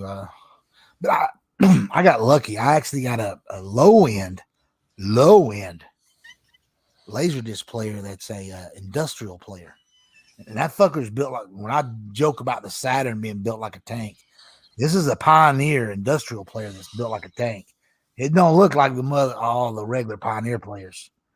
It's much smaller, first of all, and yeah, it didn't have all the bells and whistles that their commercial models had with them, but yeah, it's a beast as far as I don't worry about it dying anytime soon. That's cool. Definitely. It's the one I keep mainly hooked up when I test discs and look at shit. My high-end Pioneer player, yeah, that flips sides and all that. This industrial one I got, you got to get up and flip the disc yourself. But that's I remember those. Yep. Yeah, that was the flipping thing is actually pretty cool, and they don't really flip the disc; it's just the laser mechanism flips. But man, those ain't going to be around for much longer, and it's hard to get them repaired unless you're lucky enough to have a decent laser disc community in your area, which I don't here in Knoxville, Tennessee. I wish we did, but we don't. I think I'm going to try to buy like 3 or 4 used Laserdisc players over the next couple of years. Just I have some spares because I got a pretty big collection and I don't watch them a lot. But when I do want to watch something, I'm like, just for, I don't know what you call it. I've got a VH. I bought that VHS machine earlier this year, about halfway through the year, maybe June or July. It was after I got out of the hospital, the long stay, so it would probably been in July. And I've just because I found a box of VHS tapes in the bottom of the closet when I was, but I've got it hooked up to one of my CRTs, the same one that Laserdisc player's hooked up to. It's pretty funny because I also have a OG Xbox One, the VCR one they call it. I actually have that VCR sitting on top of it. And I never considered the OG Xbox One to look like a VCR, but it fucking does. It does. I've got a VCR on top of it right now, and I'm looking at it, and it's like, holy shit! That it kind of did. I was wrong on that. I mean, you see the disc slot in the front, of course. You know that it's not right, but still, rare faceplate, and I think you got to have it something sitting completely on top of it too, because of that weird where half the grill had the vent fan, whatever, vent slots on one side of it, gives it a unique look. So that doesn't make it look like a VCR, but if you got something sitting on top of it in a rack or a stack of stuff, it's like, yeah, it kind of did. But anyway, we'll get off here and we'll do about what new games are coming next week. We'll right now there's just nothing. No, it's usually a pretty quiet time. Yeah, it's that real weird downtime. This is the time we have to play your games you got for Christmas. Yeah. So, but all right. Well, anyway, good show, good talking. Oh yeah, it was quite horrible, and we need to get back regular and try to build our audience up. We've got a few people off and on tonight. I think at the height we had like 3 people watching. Yeah, it's pretty good, eh? Yeah, hey, I got no problem with that. And cool. And where can they find you? I guess we were supposed to always do that. I guess that's right. Where can they find you? Oh, I'm sorry. I didn't. You broke up. I'm like, what? Ooh, wait, find me. No, I'm on Twitter. I am Gray with an E, Gamer Wolf 1. And feel free to friend me or just message me. And really, that's basically where I am. Twitter. Yeah, I'm the same way. I'm Mojo_Blues on Twitter, and of course I have a channel for YouTube, but it's just this podcast is not taking off, and I don't expect it ever will. But that's fine. It is what it is. Hey, it's just a fun little thing we can do, and I like talking to you about retro stuff too, and we might even go more retro and get away from more modern stuff because although there's plenty of retro stuff out there, so it's not like we're being unique or original there either.